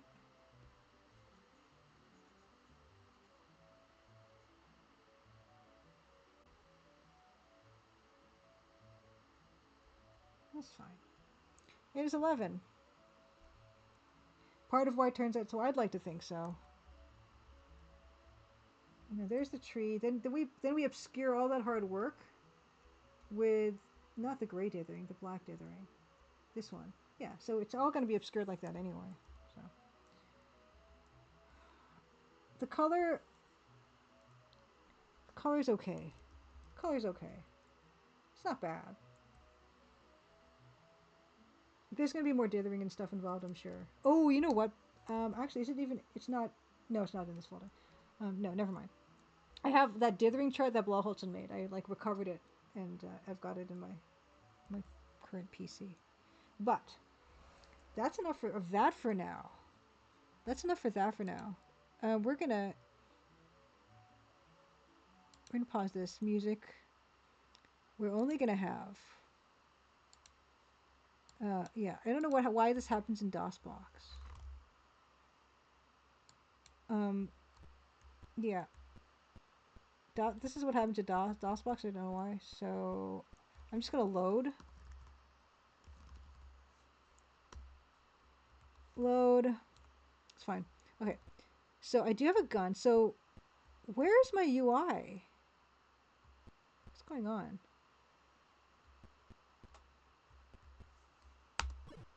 Oh, okay? I shot him. Because then nothing happens. Okay, so there we go. Nothing happens. The UI is okay. Okay, refuse. I want to try to shoot you. Okay, so you can shoot in all directions. That's good. Oh, I have the ghost behind me. Okay, I gotta turn that off. That's a little. Okay. Be gone. Okay. The thing. Okay, I might have to reload this because my UI is just non-existent right now. Oh my god, you can't kill the. Okay, I'm gonna have to restart the game because I don't know why that looks like that.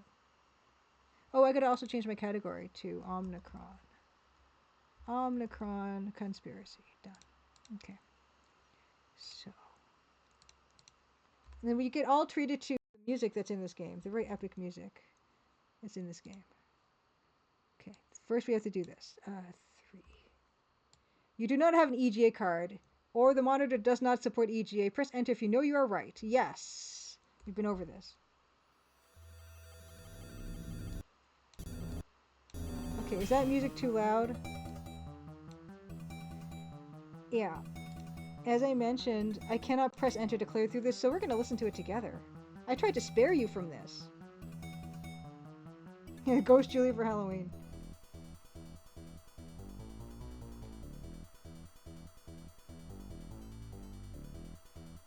On my old PC, I was able to just press enter and skip through this.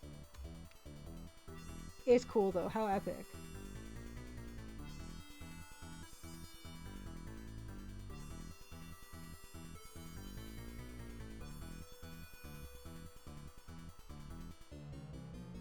How epics. EPYX.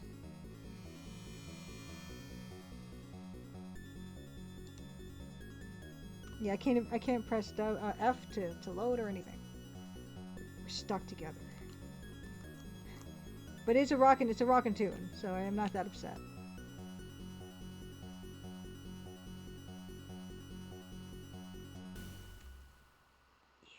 Yeah. Okay, thank you. Yeah. Just gotta wait it out. It's a jam. Okay, now you can please help. Okay, yeah, thank you. Okay, right, load. Okay, so we can shoot the lady. Let's try every time. Oh no! I didn't want to do that again. I gotta load the game because it costs 50 credits and I only have 650 and I don't know how to get more money. KKK, no thank you. Okay, so we can shoot her. No, let's see. We shoot her. Will there be any consequences?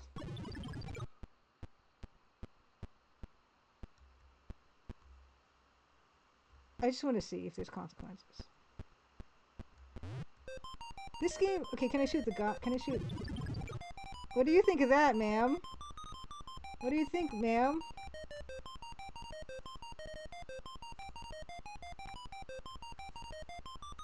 Talk. Yeah, she's not bothered by the fact that I shot that guy. What if I shoot you? Okay, next. It's pretty good. Can I shoot you? Nope. No, thank you. I'm busy shooting up your club. Excuse me. Okay, no. Okay, no. Let's keep going. Yeah, this is 1989. We gave the hooker a try. Is that what she was called on the thing? I don't remember. Where's she? Oh, she's shot now. I can't go back and ask or get her contextual label. Oh, it was too quick. And it was fun. It was censored because it's a family game.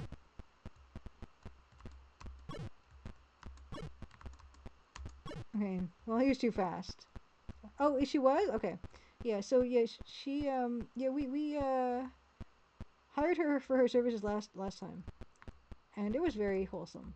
Well, not wholesome, but it was fine. Pew pew. Okay, no. Hey you. How about you? Okay, let's keep going. I'm on a warpath mock monster. I just need to see if there's any consequences for my actions. Okay, can we shoot? Yes! Hey! Nah.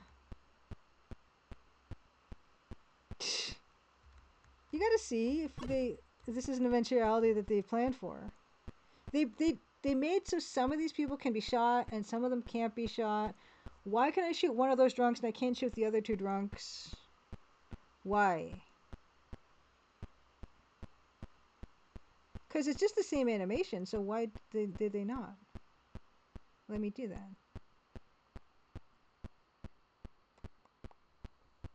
And then we'll get to it.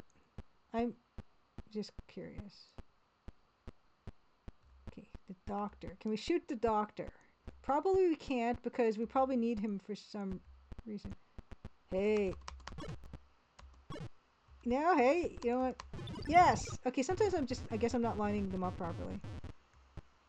Maybe they're plot critical drunks. Oh, he's my favorite though. Maybe I'll let him live. What's cool about this game is I can follow him in here, and I'm assuming he's in here. Yes! Oh, he evades me. No doctor shooting in your presence. Look. Oh, nobody's in the cafe. Okay. We're gonna go try to shoot up the doctor.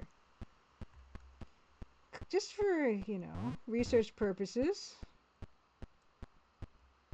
So far, it looks like we cannot... S.H. Don did say there's lots of soft locks in this game, so maybe we can shoot things that we need later. But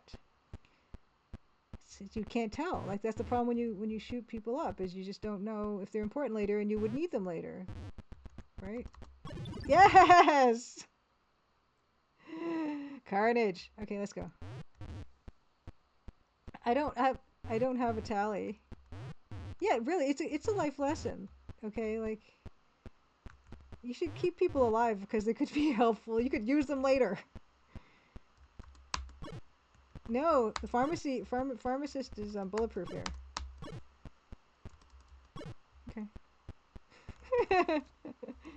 I'm not a horrible person. Well, I don't know. Let's keep going. We should go to headquarters and try to shoot up Laz. And his receptionist. I'm getting better at this.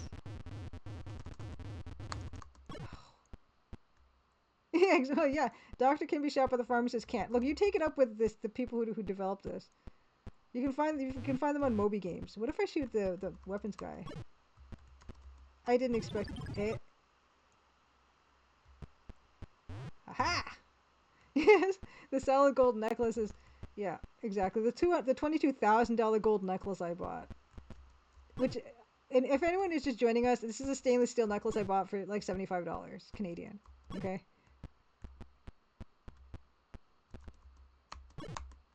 I can't shoot the drug dealer. This is great. Okay, we haven't gone this far. Every Monday, 2-for-1 special. I like how you can read the signs already, so you can't even read them to read them. Ice Bar Parlor, closed for remolding. Oh, 'cause it's ice. I don't know what the library. Okay, let's go. I don't know what the choices were. Like, maybe I'm just not lining the shot up well enough. Oh, hello. Good day, sir. All our books are in the back room. Please feel free to read anything you like, but please don't touch any of the computers back there. They're very delicate. Maybe I'm just... There we go. I don't know. Why does... That bookshelf looks incredible.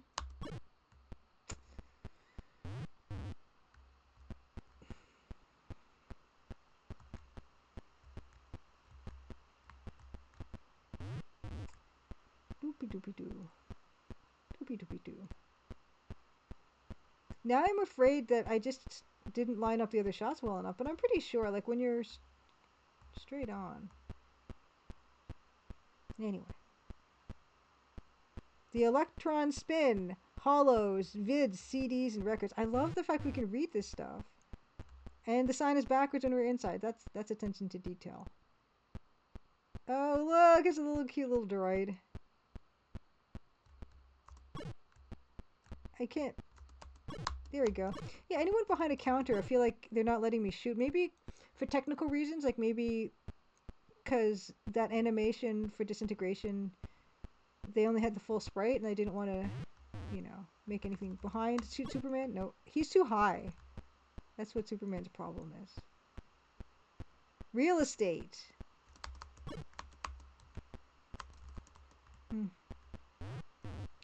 Listings. Ooh, real estate listings. I'm not gonna read. I'm not gonna look at anything because this is just a silly play right now. Easy terms. Buy your own piece of rock. Prime properties available. Listings. Yeah, anyone behind a counter. I don't think I'm able to shoot. These counters, these nondescript counters and tables. No. All right. Next.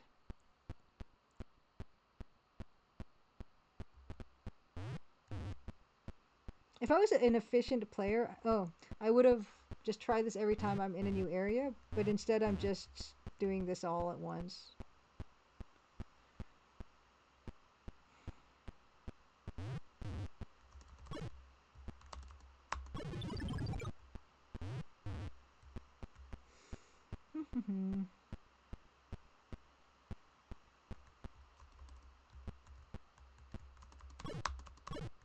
Nope.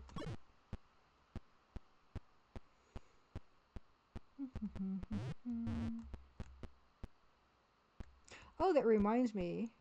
Speaking of, I know, Chris, you mentioned in earlier on in chat, but I did over the weekend play Beyond Shadowgate, and the game was awesome. So thank you for making that. That was awesome. And I went to the museum today, so I've been out, and I haven't had a chance to do a post about it, but I want to do a post about it. Cause what are these? Robot arm, okay. Cause it's basically what I did with my game. These are just robot arms. Which is, you take something that's kind of got a retro aesthetic. Okay, thank you, Chris. Very good. Chris is the developer. He's the writer and designer of the game. So, never mind. But yes, the game is awesome. And yeah, it's basically like the Crimson Diamond, where you take an old format and then you kind of use what we've learned about games in the last 30 years to make it like a smoother play. Less friction. Locked door, how dare they?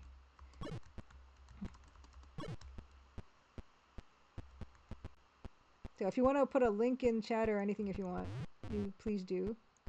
It was very enjoyable. Whoops. Robotics assembly.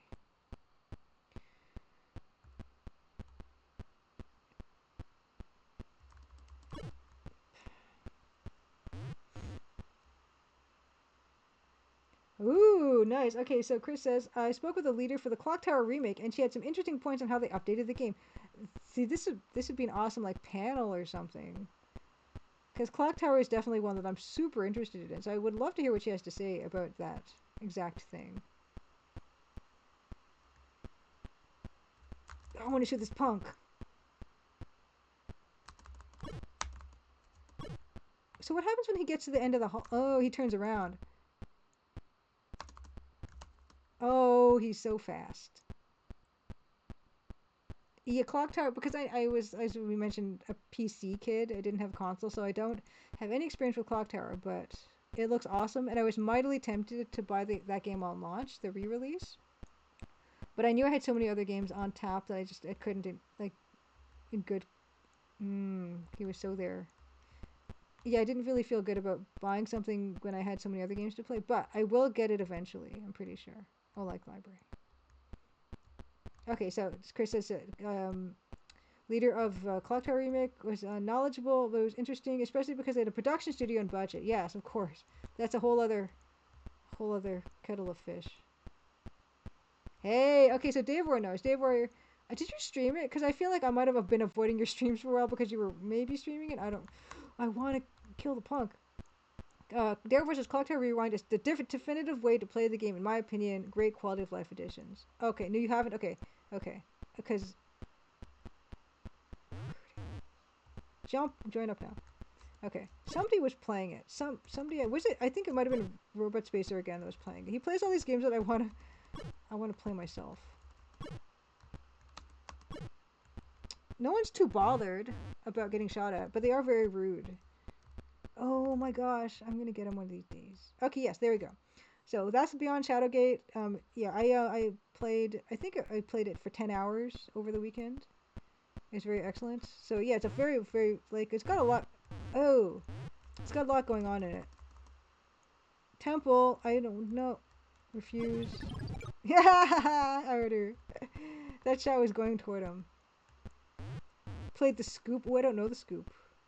Incense urn. You have to play the scoop before he does, so you can actually watch it. Which one's the scoop? Oh, I passed out. Oh, I passed out. I'm still alive. What's going on?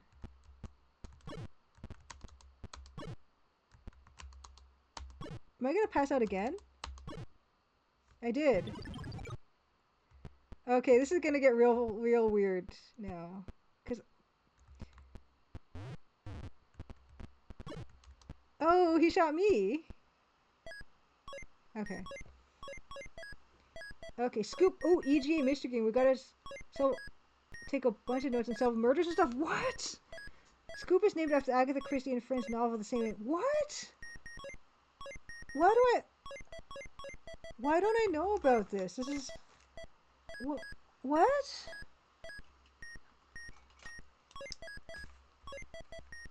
Scoop. Scoop or the scoop? Scoop is the scoop. What? What? Oh my, what? Okay, so I'm gonna look that up later. Oh yes, I just checked back. It was, oh my gosh. Okay. Yeah. I'm being reincarnated. I'm being reincarnated. Undeservedly being reincarnated. But what I'm just gonna do. Yeah, Suplex, Happy Crimson Tuesday. Yeah, so this game you don't really die. You just get reincarnated by your nurse droid. Bleep bleep bloop. But yeah, I was getting tired of all that murdering, so I started to need a nap, and then I died because I got shot. But that means that we can now go into go visit Laz, Lieutenant Laz.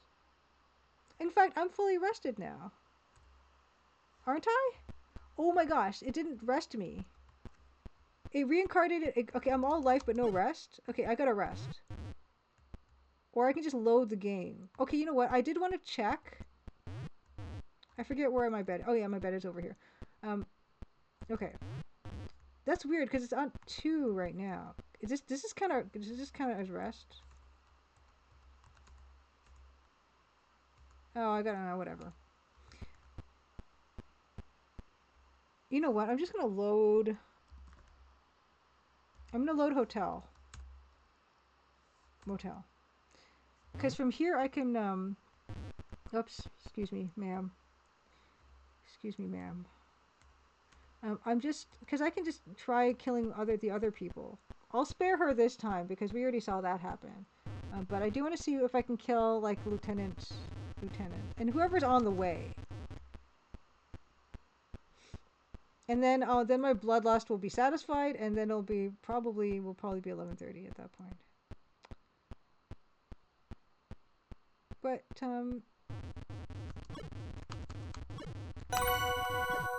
hey, thanks for the follow. Oh, there he goes. Okay. I did want to do this because I wanted to see what the game can let me do and what they wouldn't let me do, and apparently the people behind counters are safe. Superman is safe because my arm doesn't go that high. But I guess I kind of admire the game for letting me do that. Hey, Bill Coon, happy Crimson Tuesday. Good to see you. Yes, yeah. We're almost at 11:30 my time, so like in 9 minutes. I'm probably about to go, but because SH Don told me how I could shoot my gun last stream, I've been just wandering around seeing who I could shoot. And you can shoot most things, it seems, which is kind of nice. It's only 3:20 p.m. You're in the future, Fractal Mike? Oh my god. Evil Tentacle. There's an EGA Sherlock Holmes game. Okay. Oh. There's way more things you can shoot in Police Quest. I believe it. Like I said, I have not played a lot of Police Quest. I have not. I just never got around to. Oh yeah, so this is where the Sarbai thugs were, so that's not going to help. We already shot them, but we legit saw them because they shot first. And yeah, I don't know. SH Johnson, so there's tons of soft locks in this game, and back in 1989, I was kind of par for the course. But I'm going to assume that Beyond Shadowgate does not have any soft locks in it, and probably Clock Tower doesn't if the original even ever did. Oh, I gotta also write that down. Ooh, I'm so upset as I don't know about these games. 21B Baker Street. 221. 221 B Baker Street. Oh, it's like a board game format. Okay, that's still cool. I like Jones in the Fast Lane. Yeah, this is. Sorry. I'm appalled that I don't know about EGA mystery games. Because it's my favorite thing on earth. Well, this is pretty good. I like sci-fi. As I mentioned, I'm kind of more than halfway through reading The Uplift War by David Brin. And it's really cool. Hey. Boom. No, you get away this time. F2 to hang a nice Christmas decoration. F2 in this game? No. Oh yeah, that. Yeah, that's my I forget what kind of grenade it is, but yeah. Bill Quinn says, I'm not a fan of this web frame and blue interspace style of graphical interface. Feels very just disjointed and fall apart. I much prefer the whole screen to be occupied by the frames. I don't know. I like weird AI. I like weird UI like this. I don't know why. It just appeals to me.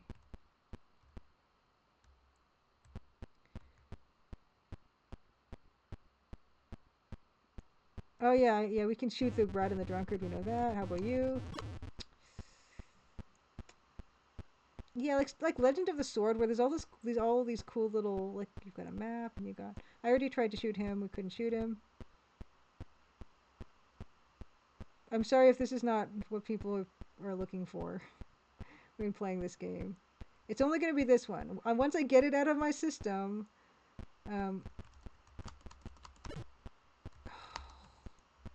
then we'll continue with gameplay next. Oh, hey.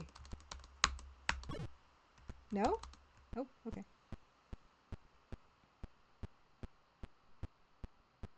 Oh, your cat's name is... Oh, Neptune is your cat's name. It's a very good name for a cat. Blair Madsen here for the murder spree. Okay, yes, good. Oh, wow. Yeah, this guy. Yeah, what do you think of that, Scion? It looks like he's patting his belly. It looks like the Pink Panther. It looks like a pregnant Pink Panther. Okay, so didn't go that way. So now, why can't I shoot this guy? That's weird.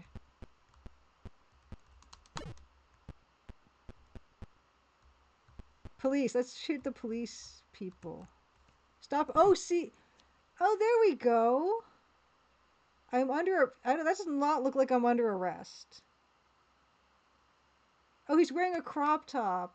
Is that what's happening? I thought he was patting his pregnant belly. Right on my mic. Oh, this is why I can't see Magic Eye Book pictures. I'm not. My eyes don't even work properly. You're under arrest for terminating a sentient life form without first paying the appropriate officials. Oh, Nicholas, Neptune, and Lydia. Very nice. Punishment for such crime is life in prison. Oh, you think he's patting his tummy? Maybe. Okay. Oh my gosh. Oh. Oh my gosh, look. Okay. Wow, is that Hulk? This is great. Oh my god. Thug. Examine Thug. This guy's mother definitely didn't love him. Whoa. Converse. Yeah, Chris, this is consequences for my actions. It's exactly what I wanted. Out of my way, slam ball. Look at he's purple and green. It's nice.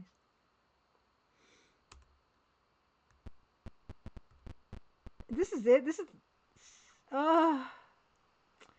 So, are you the male or female of your species? Either way, you lose? Okay. Wow.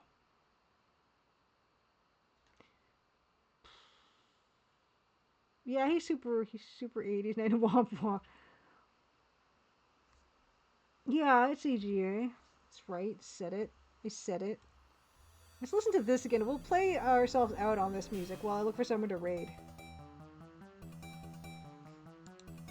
Well, that's enough for me, I feel like. My bloodlust has been satisfied. We saw what happens when you do that, and I'm surprised, I'm really pleased that they made a whole jail cell and everything, and like a police UFO to apprehend you. That's great. That's really cool. Let's look for someone to raid.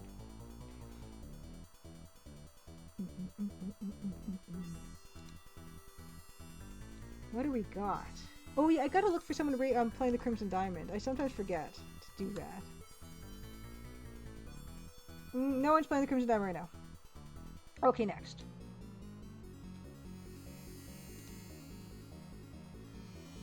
Bloodlust satisfied, unheard of. Yeah, he looks like Judge Dredd. He looks like Judge Dredd in his little helmet. Who we gonna raid? What do we got? What do we got? I don't understand how this works anymore. How the Twitch interface works anymore.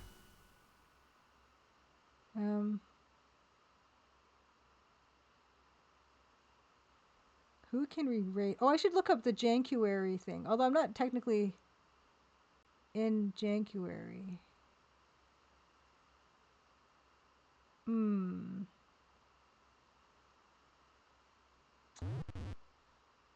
Hmm. Oh yeah, never you mind the game playing on its own. Yeah, so this is the plot of all that. You can yeah. Wow, I don't oh yeah, I gotta look if anyone's playing the Colonel's Book Quest too. I'm not seeing a lot. I do have one of my favorite people to stream to raid, so I might do that because I'm not seeing anything else. Oh, you played a Dread game in December. Nice. Panchuary, yes. We're gonna we're gonna do it. It's gonna be awesome. Yeah, Evil Tentacle. I'll shoot you over that the Impancified Grapes. Yeah, I don't see very super many people on, and I guess I'll check Jankuary. Jankuary. Okay. Okay. Hmm. Hmm. Hmm.